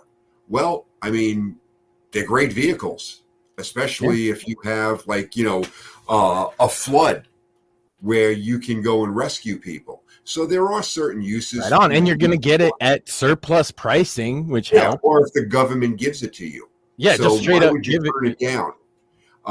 But I mean, it's kind of a weird thing because, I'm for the body armor, by the way. I think that should be a little more. I actually think that we should have more body armor, less Bearcats. That's my take. And again, it really depends. I think that you need a Bearcat, in a rural place?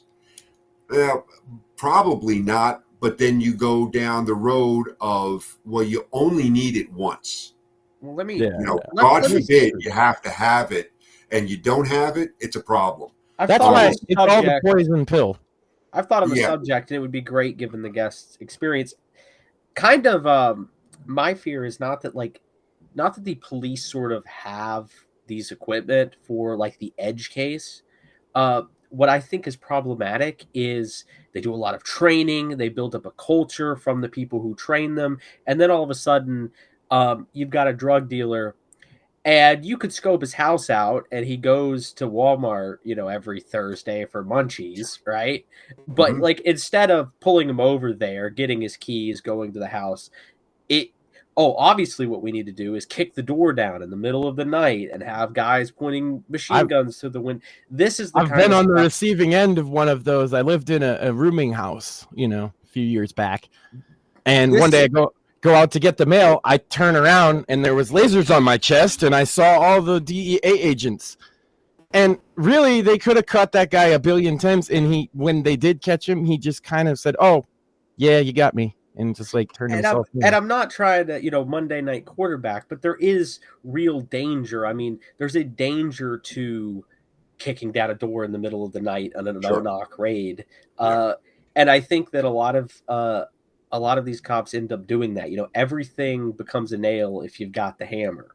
I'm generally against the no-knock raid, period. I would prefer it not because I think that it opens too many possibilities for not even like abuse, but mistakes.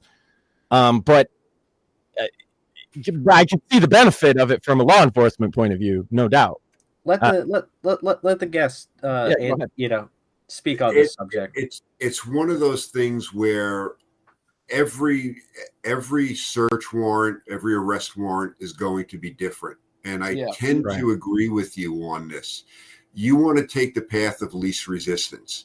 If the guy's got a particular pattern that he follows habitually, you want to get him alone. Yeah, that's it. Minimize it. If you know that he goes to this particular location, on every Thursday, I would rather have him in a car and be able to box him in an area where I can control, as opposed to going into a house that I hated houses. Because no matter what and a lot of times you got to remember, you're relying off of a confidential informant for the information. They are not always accurate. Unreliable, it would be. Yeah, they could be unreliable. Let's put it that way. So if you can have a confined area where you can control it, as opposed to going into a house where the CI tells you, "Oh yeah, it's cool. It's just him in there," and you go in there and he's got 3 pit bulls. He's got his girlfriend's running a daycare center. It's bad. But every one of them is different, and so you got to kind of you sometimes you can control it, and other times you kind of got to roll with it. It really just depends on the situation.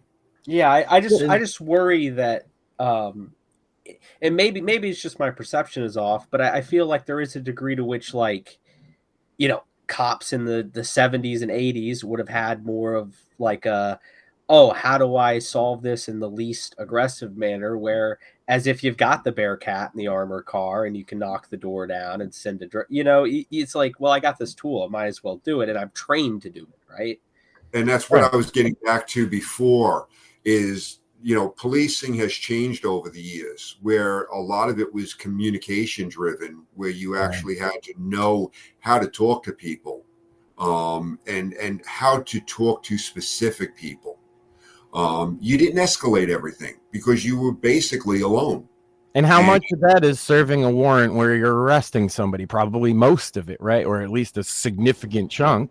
Where the guy's like, all right, let's go, right? And a lot of times when you had a warrant for somebody's arrest, you'd call them up, say, hey, listen, don't make us come get you. Right, that's worse. we're either gonna do this like gentlemen, or and most of the time it worked. They turned themselves in, and you just dealt with it that way. It's things are changing. Unfortunately, even despite the abuse in my case, I cooperated fully. That's kind of what ticked the guy off, I think. Right, because he was just he told me, oh, I'm an Iraq veteran, and I was like, well, look, man, if you can't keep your anger under control, then you're in the wrong profession. Yeah, and he didn't appreciate me saying that from my position in handcuffs in the back of a car, but I also was acquitted, so there's that. But and they didn't know about the situation because I lived in a different town that it happened in, so they were just there to come pick me up, and for whatever reason, decided I was the worst guy in the world or whatever, or had a bad day. And that happens, right? And it took me a long, I'll be honest, I have PTSD from it, to where if a cop pulls me over, my heart jumps for sure. But now I have friends who are cops, like I said, I'm cool. It's just being in that situation from like that past experience is like, oh shit, sure. And then I realized, but that's not this guy. Let me talk to him, see what's up, And I've never had any other situation with police that wasn't resolved by talking to them. Ever. And that's the way. I mean, there are going to be exceptions to everything. But at the end of the day, you can't take it personal. This isn't personal. This is business. Right. I mean, if somebody wants to, jump ugly with you and you pull somebody over and they start running their mouth. My thing was always, listen, I was going to write you a summons for this. You want to keep me here because I can keep writing more. That's up to you. Most of the time when you explained it to them like that, they're like, "Oh, okay." And like I said, actually, what really set him off is he kept searching me. Right, I completely was cooperative with it because he was incensed that I had marijuana. Okay, I didn't, and he kept searching me and he didn't find it, but he smelled it. Here's the thing: I told you, it's a rooming house. My roommate across the hall smoked pot all damn day. So they smelt it, and he decided it must be me because look at my long hair. It must be me, right? And I was just like, bro, I don't have any pot. Like, I don't know what you want. And he didn't find it, and he got mad, and he hit me. And then I talked to him in the car, and that's when I was a smart ass. Now you've already broken the code, right? You've already gone above and beyond what you were supposed to do. So now I'm going to do what I do best and run my big fat mouth at you and see if I can provoke you a little more. Because what are you going to do? You beat me up for no reason. What are you going to do? You're going to beat me up more? Look at me. I'm huge. I can take it. Sorry to interject too much, but I will have to cut it short, lads. I'm going to head out. But one question for the guest. Have you seen Officer Maggot from Sam Hyde? It's a Sam Hyde skit. No. You should watch it. It's very funny. Anywho, everybody have a good night. It was lovely speaking to you, sir. Oh, thank you very much. Thank you for joining us, Shmuley. Yes, so, real quick, since Shmuley, we're kind of in an intermission. I think I got the ad reads working again. So technical difficulty solved. There it is. It's time to say goodbye to Starbucks and say hello to Rumble's 1775 coffee.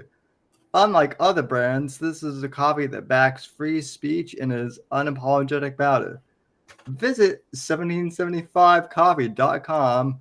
Use the promo code STUDIO40 to get 40% off any coffee subscription.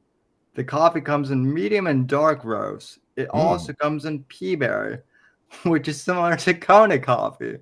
In other words, this stuff is premium. Click the link in the live chat or the description. You can also go directly to 1775.com and use the promo code STUDIO40 to get 40% off today. I'll tell you, Sam, I for one am sold by that advertisement. Free coffee, you say? Yeah, well, I didn't even have to make fun of the sponsor. Why would you make fun of the sponsor? What kind of idiot would make fun of their own sponsors of their show? Well, I'd hate to be that stupid. Yeah, the same person who. No, we're thankful for our sponsors here. Yeah, indeed. For supporting free speech, especially. The same people who brag about actually being drug dealers in New York. I was nice to you, Sam. At some point. Right. So, anyway, though, well,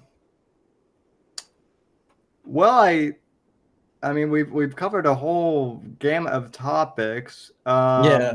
I just wanted to point out, MAGA News Network is glad that Schmugly left. Says Smugly so cringe. And also so they've sent in a couple of these. I'm just gonna read them. MAGA News Network says for $1, Smugly, which is Shmooly, is so full of himself and delusional. For $1, Taco Bell taco emoji and Cheez-It have blasted together to create the sluttiest, cheesiest menu items of our lifetime. I'm not sure what the hell that's about. And then it says it again for another. So that message was important enough to send twice. Something about slutty cheese, I guess. Well, we've got Back to you, Sam. Well, we've done a couple of. Thanks, chat. We have ad reads, I guess, for products that aren't even ours, but hey, I'll take them. We've got The Dogs Wore Out, and sir, we've got your book series too, which is quite interesting. Like I said, I just bought Perfect Pawn and Queen's Gambit. I was gonna say Queen's Gambit's the one I would recommend, actually. So, well, I appreciate you guys picking them up. Oh yeah.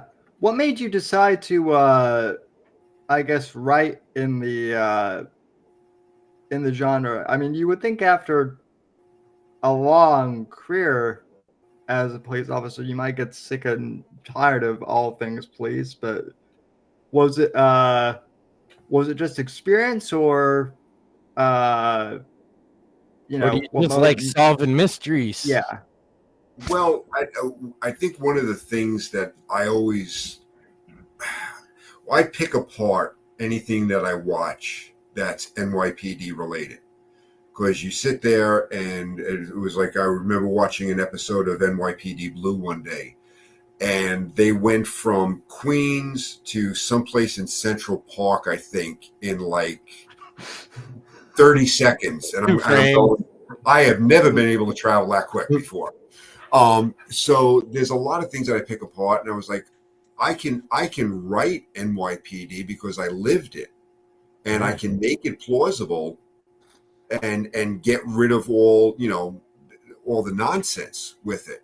But my whole writing, I like it. Yeah, that's like I said, I've been reading for quite a while now. I can't even remember when I got Queen's Gambit was the first one I read, and I was like, man, it's such a digestible.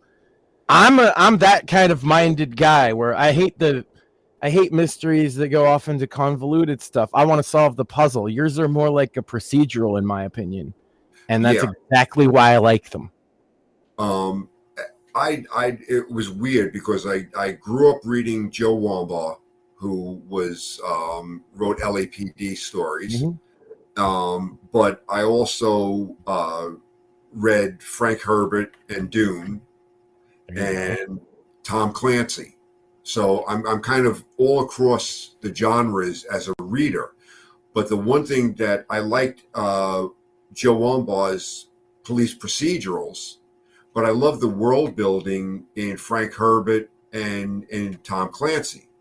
So that's what I was striving for when I started writing. I had to, and actually my writing started off as a. And you clearly love the city. Huh? You clearly love the city because you have built your New York is a place, right? Yeah. Whether it corresponds 1-to-1 with real New York, sometimes maybe whatever. you know, just for the sake of a story, but it is a place. It has a feeling, a vibe to it, you know? Yeah. And that's kind of, again, what makes it good to me. It's a procedural, but it feels like a cohesive world, whether or not it's the real world. It's close enough for a guy like me, because I'm not the big, you know, if I'm reading something modern times, I don't like fantastical elements so much, or silly shit. No, and there is some literary. I like that in my fantasy, you know. Yeah, I take some literary leeway with some of this stuff, but I wanted to, whatever I wrote, I wanted to bring the reader into that world, and let them see things and experience stuff that had a level of realism to it that you wouldn't get. Like I said, I've seen too many things that just it jumps the shark. But in light of everything going on now in the world, I guess everything is. You can do anything in a book now. It's like, what do you do that's even like satire anymore? Well, where are we? What happened? Well, and I think and I think also, like, that's part of the problem with, like, a lot of the defund the police types is they see movies like Dirty Harry or something like that, and they think that that's every single cop, when, like, in reality, that, you know, like, I love I'm a huge Clint Eastwood fan, but that's clearly but he's an anti-hero, clearly. Yeah. You're not supposed to think he's this clean-cut good guy. He's literally dirty in the name. Yeah. It's fiction. Yeah, you got to be able to separate the two. Yeah. Yeah, and a lot of people He's right, though. The depictions of police in media are often very unflattering. Yeah. Or they give the worst their take on what is like he's saying, an older police related film. It'll just be like the least generous take on it. Yeah. And it drives me crazy, you know. Or the common theory is like that, like CSI, that's like real cops. Oh yeah. I'm like, yeah, sure. And so is the X-Files, is the real FBI too. Okay. And the bad thing about that is that you actually get people to believe that stuff actually happens. You know, It's like, so you watch. Just CSI. Go get the DNA and solve the case. Why don't you? Exactly. Yeah, they think that, or you know, yeah, there's a grainy image of a license plate, and you can push an enhance button, and it'll make it clear as day. No, that doesn't happen. I still continue to surprise people all the time when I introduce them to the fact of half of all murders are unsolved. Yeah. That's the statistic. And that there's a lot of reasons for that, one of which being manpower. Yeah. Just straight up. Well, I mean, it was with serial killers. They only have an approximate number of active serial killers. And the reason why is those are the ones they've been able to establish a pattern for. Yeah.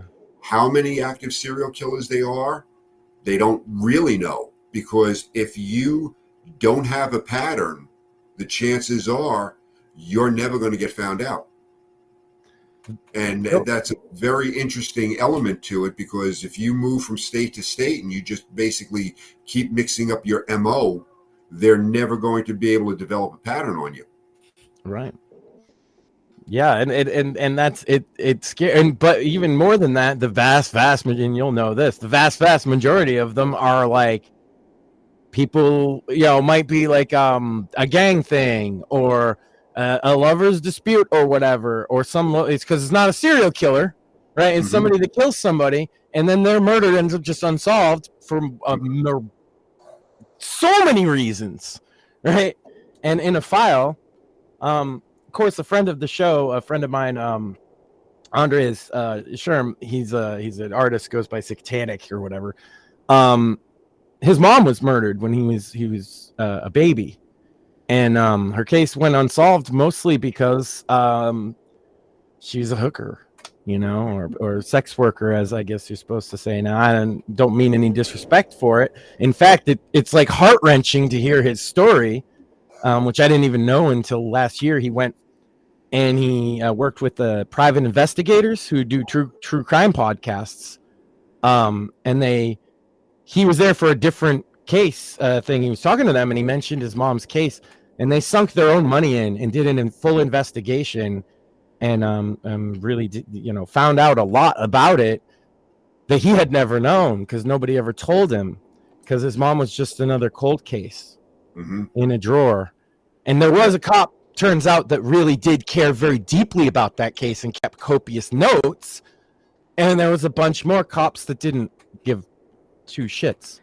And because of that, this boy, who then shuffled off and, to his grandparents and stuff, never got to know not only what happened to his mom, who she was or anything.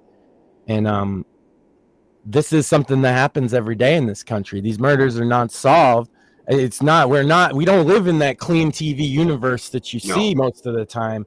And even detective novels, like ideally you want something wrapped up at the end, right? But that's not how most of real life even works. And no.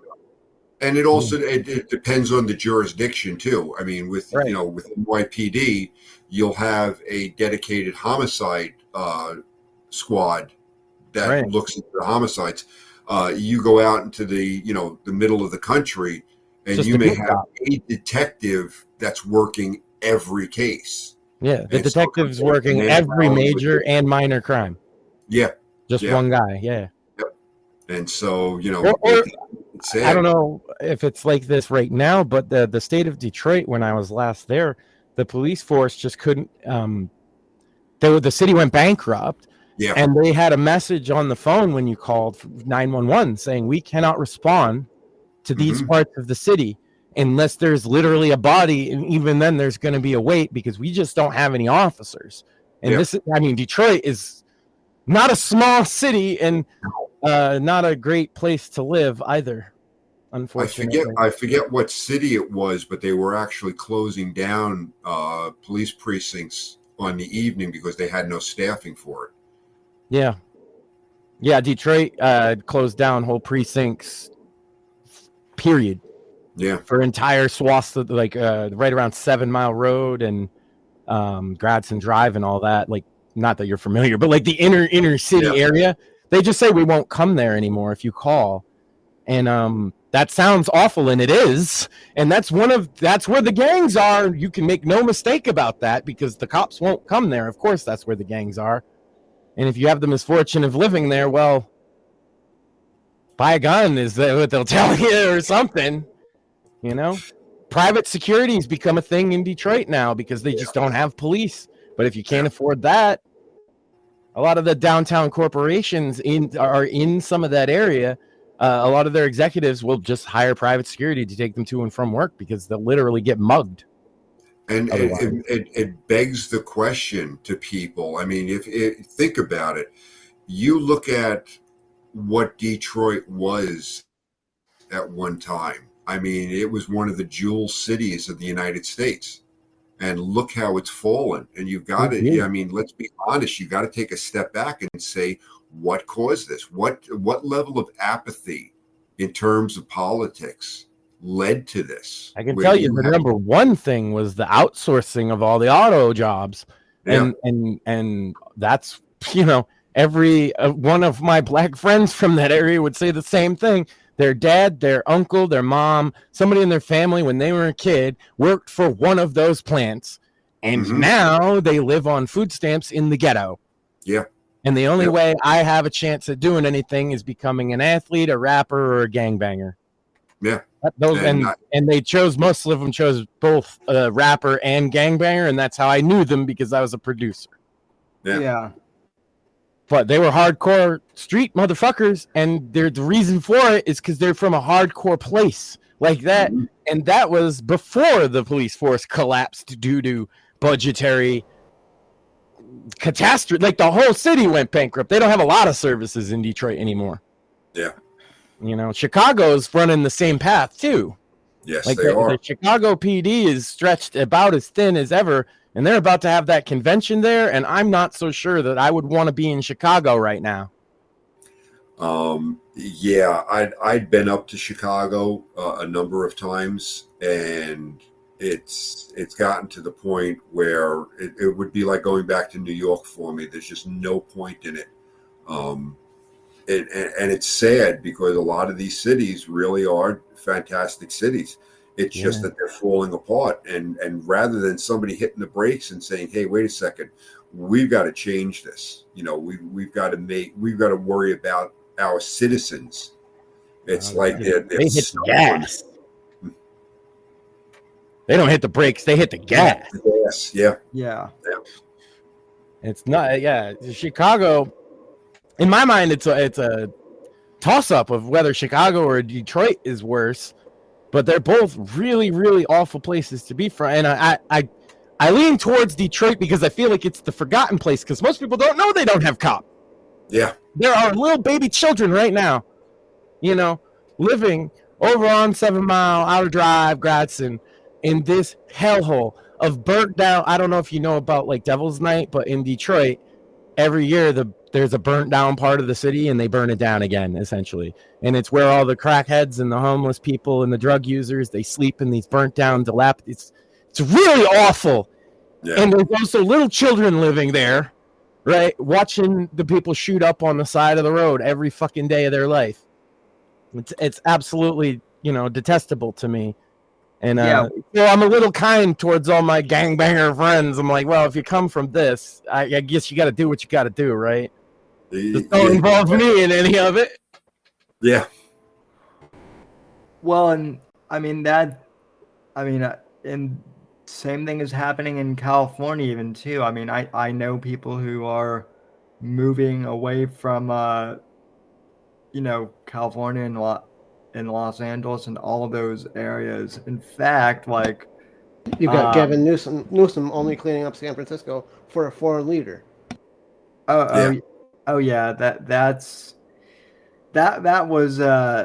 That was one of my favorite things. That's probably why they won't run him for president now. I think they wanted the money from Kamala. I think I pointed this out, Sam, since we're talking about it. I said that unless you heard from Obama or Hillary that Joe was dropping, you should take it not seriously. What happened, Sam, is Obama said that he should drop, and he dropped. But what also happened, I didn't configure on, is that Hillary had the different opinion. And it does seem to be that the two major players of the Democrat Party are not on the same side in this, which is what leads me to believe they can say that Kamala secured the delegates enough all they want. I would wait until the convention because, see, during roll call, if you watched the 1968 convention, and although I wasn't alive, I have in full because it's such an interesting, fascinating little piece of history. And you see all the lineups, 1968 Democrat convention. There was an assassination attempt on a popular candidate. That one was successful. That threw the party into chaos. They had to pick a candidate. And if there's not the same thing will happen this time, by the way, for anybody that doesn't know how this works, because the Democrats have different rules than even the Republicans, but also than the general election, is they're going to do a roll call. All 3,900 delegates, not including the 700 super delegates who have like more voting power than they're worth. They will roll call for the person that they're going to be voting for. And if Kamala secures 70% of that roll call, she is the nominee. If she doesn't, if she secures 69.9%, then they go to an open voting system where you can literally vote for Mickey Mouse, and every one of those delegates gets to speak if they want to nominate somebody. Now, I propose to you, Sam, that a lot of those delegates are young Democrats. Young, politically involved Democrats, many of whom are pro-Palestine supporters. Do you think, Sam, that they're not going to take advantage of an open microphone in front of half the country at least to grandstand about their issues like a bunch of Zoomers on TikTok? I've got some beachfront property to sell you. They're absolutely going to. This is gonna be a mess. Did you see the protest there at the Capitol? Right, they insurrected the Capitol. These Palestine protesters. Because I'm pretty sure if you go into the Capitol uninvited now, that's an insurrection, right? And that was the standard we all decided on. I didn't get a say. I think we've moved on from that. Yeah, those rules changed again. Oh, yeah. Well, I'm just going to pretend I'm slow and keep calling it that because they burned our American flag. Wow. Never seen that one before. Oh, my God, I'm going to cry. My favorite thing, and I'm only 29, but I do not understand this whole thing of the Zoomers trying to make Kamala quirky and whatnot. What else do they have but memes at this point? Well, but as we know, the left cannot meme. She can't run on her record. That's what it comes down to. It's horrible. You have to try everything else. Yeah, she can't run on the fact that she's incarcerated more black people than. Speaking of criminal justice reform, Kamala makes the perfect case for such a thing, more than anybody in the actual law enforcement side of things ever could. As a prosecutor, she set back criminal justice reform about 150 years to the point of literal slavery. And when I tried to bring that up to the Krasenstein brothers, I got kicked from their Twitter space for even bringing that up. No, that person that really bothers me. I'm a big guy on second chances, redemption, right? And I think that's where my focus on criminal justice reform actually really is like. I think a lot of times, like if you're a felon, especially, but a convict of any kind, or even accused,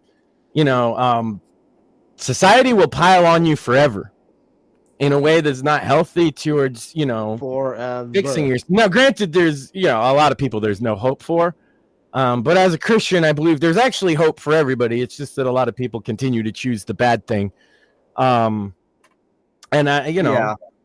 Like I don't think being a non-violent felon, let's say, a non-violent, non-sexual specifically, whatever kind of crime that might be, and then never be able to own a firearm again. I think that's actually kind of un-American. I agree things like that. I think a lot. I think if convicts and felons felt they had a better chance on the outside, let alone let's not even talk about what happens in the prison. I got some thoughts about that. Sam's heard my bit about prison rape that we all joke about it, but I don't actually think it's very fucking funny. You know what I mean? I think that's actually a serious problem. And I always make the case that if you think it's fine and it's okay because some of those people you don't like what they did, then what you should do is you should make that the law. And then the prison can hire an actual rape master to distribute their punishment. And you could do it officially. If you wouldn't sign on to that and you wouldn't want to vote for that because that's against your beliefs, then maybe you should not think it so lightly when people are getting raped in prison because that's what you're doing. You're saying it's okay. It's not okay. I think one of the big problems in just about everything is this pendulum swing. Right. If you go back with prisons, where you had those chain gangs and the prisons became extremely overbearing in terms of, they were using them for, cheap labor, basically free. And the conditions were horrible. Okay. Mm-hmm. Then you get the pendulum that swings so far in the other direction where prison basically has become this country club. Mm-hmm. And so we constantly, in just about everything, we do these pendulum swings where we go from one extreme to the other. The problem with mental health in this country, where we're dealing with so many people, especially the police, are dealing with, and cops are not equipped. I mean, There's not enough hours in the day for you to be a psychology expert. Right. And so we got rid of the mental institutions because they were bad. And now we have no mental health care. And we're dealing with a whole new problem. I've been saying this for the longest time, the asylums, as they're called, whatever. The problems that people will point out with them, one thing is, if you actually look into it, we're less common than people would like to believe. Right. And we're more at specific institutions. Some were horror shows, and there's no one denying that. But others were the asylum system as it's set up. A lot of people don't understand what it was supposed to be, because they had more freedoms than what you would call a psychiatric ward today, which is a locked ward. Mm-hmm. Right. They'd be able to go to and from town. They could even hold down jobs outside of it. And it was a safe place to live. Granted, they'd have to earn those privileges. It's not like, oh, we'll let every person out day one, right? But you could live there like it's just your place to live. And there was staff there to make sure you took your medication, right? And saw your doctor and things like that. And I used to do a show aside from this where I would make jokes about internet people who are exactly like that. That instead now this guy Dave is living on a check from the government in subsidized housing with nobody watching him, and he broadcasts it on the internet. And he's one of the harmless ones, I would say, because all he does is like yell racial slurs at his neighbors and, you know, be a real nuisance. He's a schizophrenic man, and the neighbors don't like him, and he does and he films himself being weird, right? And I use that as an example of, like, I think that there could be a better place for Dave where there's somebody, my God, just somebody to watch and make sure he takes his meds, because I, an observer on the internet who's actually kind of making fun of the guy, can tell you when he's off his meds. And so over the years, it's got to a point where I tell Dave to take his meds, but that's the worst thing. So I tell him don't. When I know he's not taking them, I'll like encourage him not to, and he'll do it he'll take his meds to defy me. It's a fun look, but and that's what I mean about you talking about the communication skills, right? Imagine communicating with the schizophrenic man, right? Well, imagine being a police officer, because you're going to do that. Yeah, and that's the issue. I mean, there are some people that no matter what you do, they're never going to be better and able to take care of themselves outside of a hospitalized setting, because you put them, I mean, it's like arresting somebody, putting them in jail, and, you know, you get them off of drugs, and then you have some, you know, this court thing where they throw them back out on the street and they tell them, okay, well, you be good. And they give them no support at all. And the first time they hit a speed bump, they're back on drugs. Well, same thing with mental illness. You get them to the point where they're on medication and they're doing good. And then you go, okay, you're fine. You put them back out on the street. They stop taking their meds. And we 100% know that they stop taking their meds. Yep. And it's just a continuous vicious cycle. Every single time. And it's not just like, some of them don't take their meds. Like, universally, at some point, these people stop taking their meds. Yeah, because they're fine. And legitimately, at that point in their life, they are fine. When they come off the meds, then they're not. And then all the family knows is from when they were fine, you know, or one day they just went crazy. Most times the family will abandon them because they can no longer take care of them. They can no longer deal with them. And so rather than try to do anything, they'll pick up the phone, they'll call the cops. And if anything goes wrong, well, it's the cops' fault. And it's like, wait a second, you're his family. You know, what have you been doing? They just call in a section, especially like when it's the most heated possible situation with that person too. It's like, and then they know it's coming, and they could call 2 days before when you could come calmly talk to the guy and maybe even just convince him to take his meds. But no. They wait until he's pulled a knife out or something, like really escalated the situation. And then anything the bad that happens from that is totally you guys' fault. Yeah. And I think in a way they do that to make themselves feel better. When we call the cops, but as much training as you get, again, you can't. You not can't train for schizophrenia. Yeah. Even a psychiatrist will tell you, like, you can know what it is, you can recognize it, but then you're talking to that person, and it's a really wild experience sometimes talking to people who are really out there, and you got to be 100 times more understanding than normal. Yeah. And it's really difficult to deal with those kind of situations. So I don't know, just call a cop, let them do it. Exactly. Oh, and they don't know him at all, and they don't know the it'll be something silly like a picture on the back of the wall, the back of the front door that he really, really likes. And when you come in, the door's closed, and this man's like, you ruined my picture or something, right? Yep. And as silly as that situation sounds, it's not unrealistic at all. No, it's not.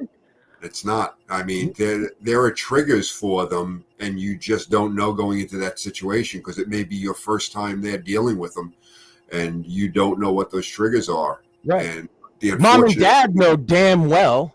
Yep. Right. But you don't. Yeah. And now you're fighting with him, and then they interject and they say, well, all you had to do, well, don't you think that was information you should have given to me when I got here? Right. Yeah. Step one, do this, because otherwise they'll freak out. You see, and so my son, we've encountered the police a couple times. I talked on the show about this before. There was a shooting outside my house one night. And so my son wants to be a cop now because the cops were so good dealing with him. He witnessed it, by the way. Mm-hmm. He was outside with my wife and a guy across the street.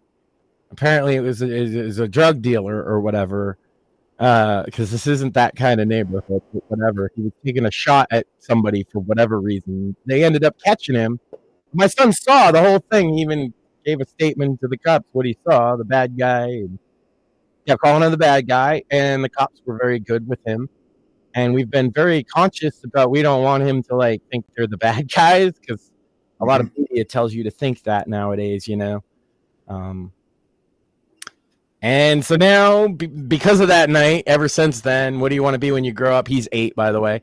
He wants to be a police officer and save people. That's what he says. Hopefully he'll grow out of it. Yeah. That's what I say. Unless things change.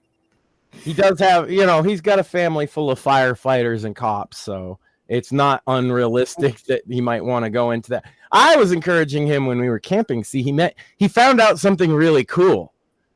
He met park rangers, and I told him, there you go. Yeah. These are the police of the woods. And he was like, ooh. Yep, that's not a bad thing. No, that's not bad at all. Yeah. I would love. And then at that moment I realized I made the wrong choices in life. I should have been a park ranger. Yeah, I'm hoping in the next few years. It always is a pendulum to a certain extent, but I'm hoping that police attitudes will improve over the next few years. I feel like the left is going to lash out more at cops. I think sometimes the right gets too blinded by being opposed to that. Because, like I say, a lot of black people I know, a lot of what they say about Republicans in general is they feel like, oh, well, I was part of BLM and I still actually support the idea of BLM. And a lot of Republicans and Trump supporters will immediately recoil in horror. But it's this comes from a real place for them, guys. You got to understand, if you're from those poor areas and you've experienced the abuse of the police and see them as the enemy, right? They're not coming from a place of all cops are bastards either. Most of the ones, at least who I know, they understand individuals are individuals. Who would understand that better than gangbangers, right? That's the other problem with the internet, though, is that you do get that you get that minority that is really the vocal whole conversation, yeah. And so, yeah, like there might be some legit, people are like, I don't hate all cops. We do need reforms. And perfect, but we can't get any reforms without reaching across the aisle to them. That's what I've been doing for before BLM existed. Right. I think my bad experience. I've always been open to talking with law enforcement. That's how we get anything done. And you know who I found is as open to reform as anybody is law enforcement officers. Sure. Yeah. I think the problem is that we're kind of like we put this water on the stove and the frog jumped in, and the frog doesn't realize it's cooking at this point. The water's just slowly getting hot. And that's the problem. Until we stop with all of the rhetoric, and it's specifically designed to inflame. Yeah. I mean, you're trying, and that's the whole thing. People need to wake up. Inflaming is big business. Yeah. I always go back to Al Sharpton. Okay. Al Sharpton is probably one of the biggest scam artists that has ever run around. And he basically made a career and a living off of other people's misery. People need to wake up. Most of my brothers and sisters in the hood feel the same way about him, and they always have, because he doesn't help them for shit. No, he never did. He shows up when there's a bag to be taken and then leaves. Yeah. And so people need to stop. They need to look at and they need to hold their public officials accountable. We don't need any more rhetoric. We need solutions. And, I'm hoping that we're heading in that direction as a country, because, this is not sustainable. You mentioned the boiling frog, and I think that's a great analogy, and it might be real old and overplayed even, but it's so poignant that it's one that people will always come back to. And I think we have reached a point where the temperature is too much for what we call the normies. Yeah. Right. The people that aren't as plugged into all of this, the debate was part of that. Mm-hmm. They saw Joe Biden uncut for a time, and it raised a lot of red flags with them on both sides, right? That they didn't realize how bad it was, or whatever their takeaway was. They started being engaged. Obviously, an assassination attempt is going to get normal people engaged. But also minor things I've noticed. To people start talking about stuff to me. See, I talk about politics on the show and stuff, but in real life, I try and keep a lot of it to myself. And I'm a very friendly guy, But people know I have my politics, and they come to me and talk to me. And it's been interesting because I get all these different opinions from people. But lately it's all been, bro, I can't afford to eat. I had extra money in my pocket with the last president. He's running again. I don't care if he made a mean tweet. Right. Yeah. Yeah. Right. And the kitchen table issue 1, and the war issue 2, and crime 3. In that order is just anecdotally, I'm not a pollster, just from the people I'm talking to. Average, everyday people, different races, ages. The people I come across that talk about this kind of stuff, they're worried about the economy, war, and crime. Yeah. Yeah, and for me, because I'm in a similar situation as Max. I keep kind of politics low key in my real life, but the two things I always hear about is the economy, and then, hey, I have nothing against gay people, but why are school teachers trying to transition my 8-year-olds and teach? Here's the thing that I don't understand about this, and people probably, if you're able to talk to them individually, and I think they can comprehend it. Once you start talking to groups of people, it kind of like the message just completely deteriorates because the shouting and the accusations start. Because they're able to back away into the crowd and blend back in rather than face things. Yeah. You look at, I mean, they're losing their minds about this issue with education and what's being taught to kids. How about we get back to, I don't know, like reading, writing, math, history? Why are we teaching all of these other non-issues? We're dumbing down our kids, and I can't help but wonder if this is by design. My son's school is cutting physical education and music programs. Yeah. Right? Yeah. They're not adding any of these weird subjects. Like, I'm very involved. The only way you can have your kid in school nowadays is to be super duper involved, by the way. If you're not, you're probably missing something. But they are in other parts of the state. And so that same budget cut that hit the school that my kid's going to, that's cutting arts, music, and music particularly upsets me because that's one of his passions, and physical education also upsets me because that's one of my passions. Those are getting cuts, right? And then they're teaching, transgender studies in middle school with that same money. Well, I would prefer all kids in this state, which, by the way, the First Amendment to the state constitution of Massachusetts is a right to an education. I don't know if anybody knew that.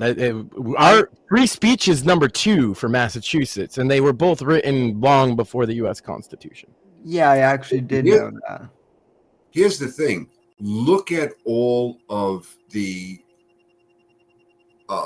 statistics that have come out and showing the decline in all of the scores for kids. Across the board. Across the board. Literacy rates are deplorable. There are children graduating from some of the worst schools in the country, admittedly, but still this isn't acceptable. A percentage in the double digits, over 10%. It changes year to year, so I don't remember exactly what it was last year. Graduate as functionally illiterate. Yeah.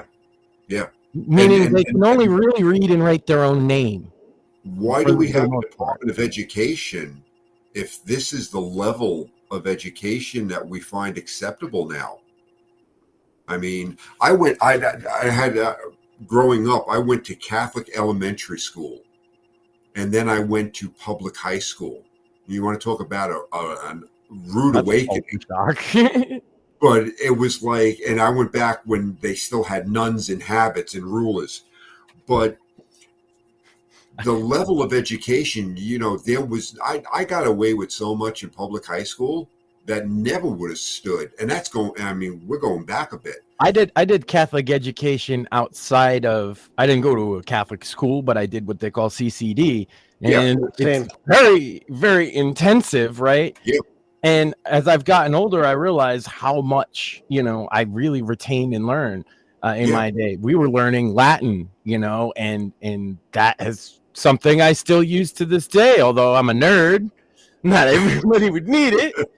But it's cool to be able to look at the classics and stuff, because it was more than just education about Catholicism.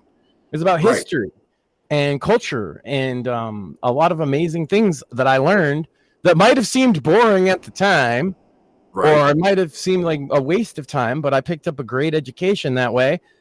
In public school, I made such a nuisance of myself that there was no way I was getting into college. I got suspended 65 times in high school. And as I've said before on the show, you're probably better for not going into college. And I say that as someone who actually, I'm wearing my USF polo today. So, I never had any interest anyway, because I'm kind of I hate being taught, but I love to learn kind of guy.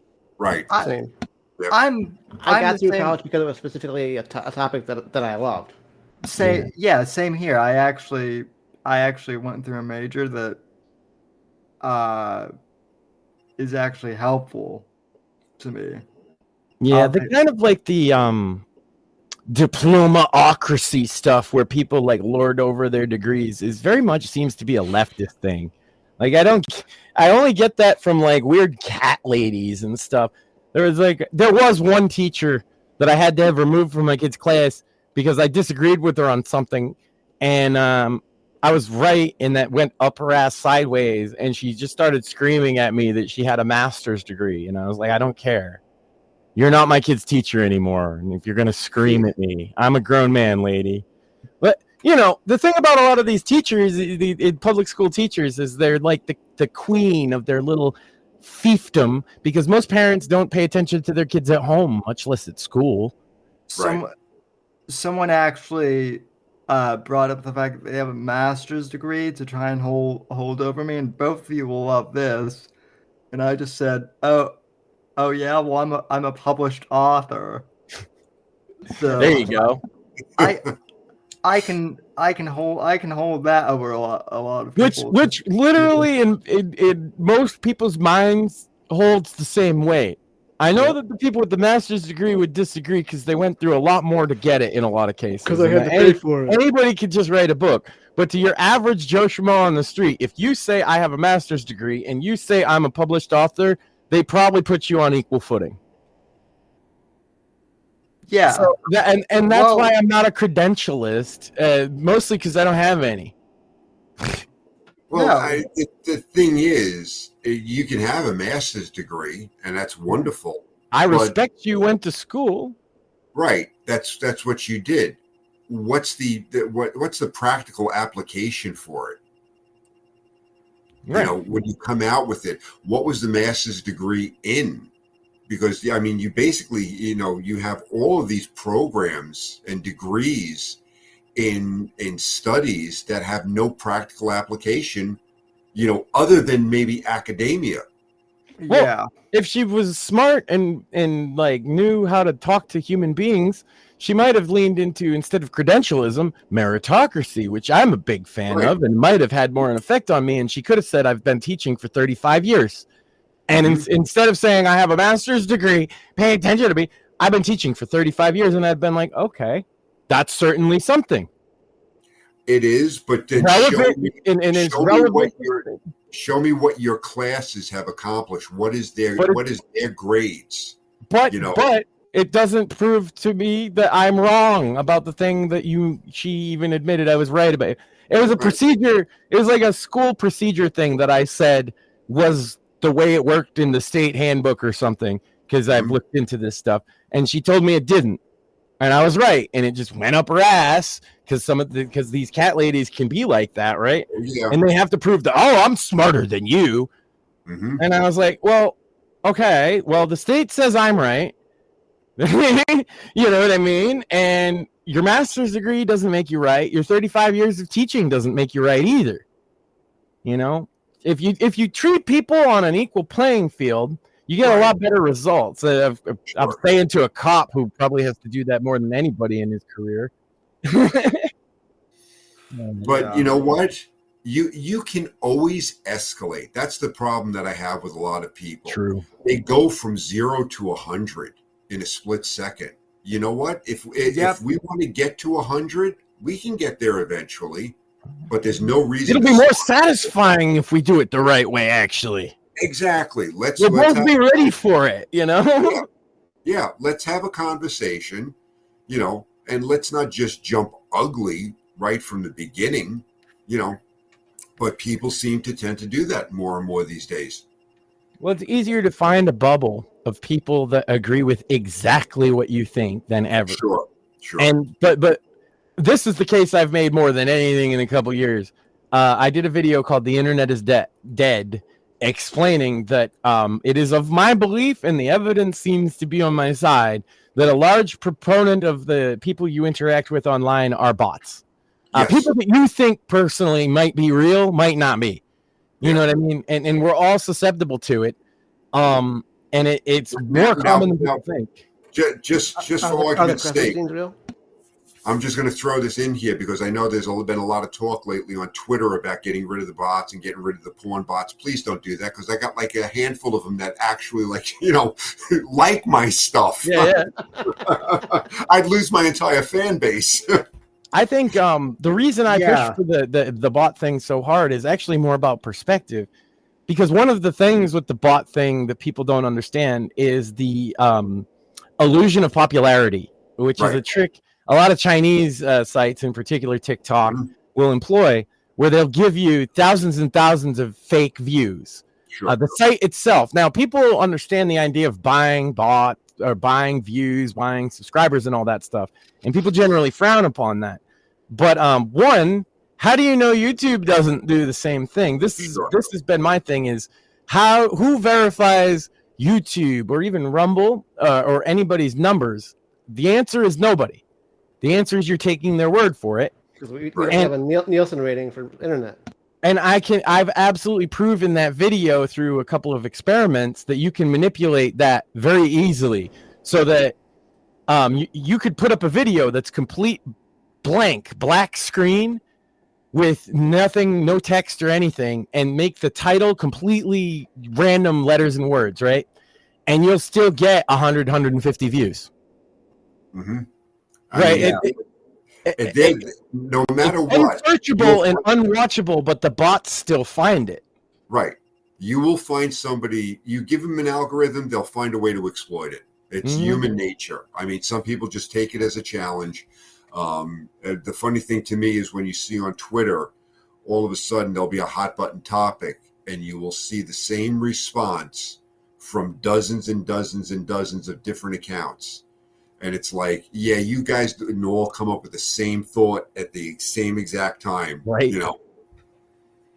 Well, and other bots that are not even like that actually do engage in conversations that are seen, like you'll have these in your followers too. You know the porn bots; they spot them a mile away, and you know the yes man bots that all say the same thing.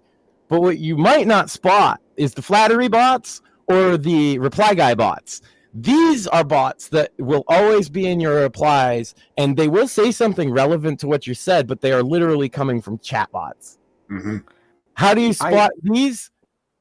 Name bunch of numbers, account made within the last month. Yeah. No profile picture, obviously, or an anime profile picture, usually. Yeah. I think Mort gets a lot of those. Absolutely, and I block every single one because it's literally a no-name number account with one or two followers, and I immediately fucking block them. I don't block anybody, but that's just me. I don't think it's worth my time. Yeah, I use the mute button occasionally, because I feel like that's more to the point. Like the mute. I typically block exclusively bots at this point. I don't care if even the bots see what I say. Why I use the mute is generally I just don't want to see what you say. Yeah. Yeah. I don't care if anybody sees what I say. That's why, because I understand the way a lot of people, especially young people, man, I understand that the internet is not a private place. Not at all. Your DMs are not private. I don't care if you got end-to-end encryption. If there's two people, one of them can tell a secret, dummy. Yeah. Yeah. You know? So you think the shit you post is private, but you better make sure the person you're posting it to is your bestest buddy of all time and loyal then. Otherwise, if you think that something can come out public that would be really embarrassing, probably don't post it online at all, dog. That's like that's like the old Hell's Angels motto. 3 can keep a secret if 2 are dead. Yeah. Yep. Well, gentlemen, we're coming up on 3 hours here, and it's been a blast. I had a great time. Thank you. I didn't think it would go for so long, but Andrew, I really appreciate you sticking with us for all 3 hours. So I'm from New York. I can talk. Well, likewise, and that's why the whole New York, Boston thing is all phony. Is because we're all just a bunch of bullshitters and like to yell at each other. Basically, yeah. And we actually kind of love each other, really. We do, but we don't talk about it. What would we do? Plus, he's not a Yankees guy, so I can't ever hate him. And he had me at Shea Stadium, Sam. That's it. Yeah. Well, who doesn't love Shea Stadium? When I watch sports, I was a Yankees guy. But why would you say that? Yeah, because it was fun. That's embarrassing, actually. It happens. But I say it in the past tense because I'm not a sports fan now. Well, yeah, that's a whole nother topic. But anyway, Dogs of War is out now in paperback and ebook format. Morthis and I both got our copies like the day after. Yeah, it feels great in the hand, Sam. But if you're behind the curve like me, you can still pick up the Fourth Estate since I don't have the new one to hold up. I'll get mine too. Yeah. I now that I've gotten the Dogs of War, I plan on reading them back to back now to make sure I'm not missing anything. Nice. And you can buy Mr. Nelson's series. You just name your series by the protagonist, right? Yeah, it's actually two series. One's James McGuire, the other one's Alex Taylor. The characters commingle in their books together. So nice. There's a chronological order, even though the books have their own issues. And they're available at Amazon and Barnes & Noble. Awesome. So, and worth a read. I really stressed that. Like I was literally put them on my list. I got the message today, and Sam was like, "Oh, we're having Andrew on." I'm like, "Oh yeah, the one that I've been having a rough week. Sorry." I was like, "Oh, I better get a shirt on. I forgot I didn't have one of those." So one of them nights. But we had fun. I appreciate your time, sir. Yeah, thank you for having me on. I appreciate it. And folks, we appreciate you for listening. Those who have stuck around, thanks for all the super chats from MAGA News Network, and thanks to Shmuley for popping in as well. So just a reminder, no bits and bones this week. I have the pleasure of saying there may be a Sandwich Makers broadcast this week. I'm pretty sure there will. Oh, that would be great then. So, well, and I'll be back next week. So until then, good night. God bless. God save the sweet nation. God, freedom, democracy in that order, and we'll see you on the next show. Amen. Thanks for listening to The Whitfield Report on the NGC Network. Please visit Sam's website at www.thesamwhitfield.com and support Sam on Patreon at patreon.com/Whitfield Report. Until next time, God bless, God save this great nation, and God, freedom, legacy, in that order.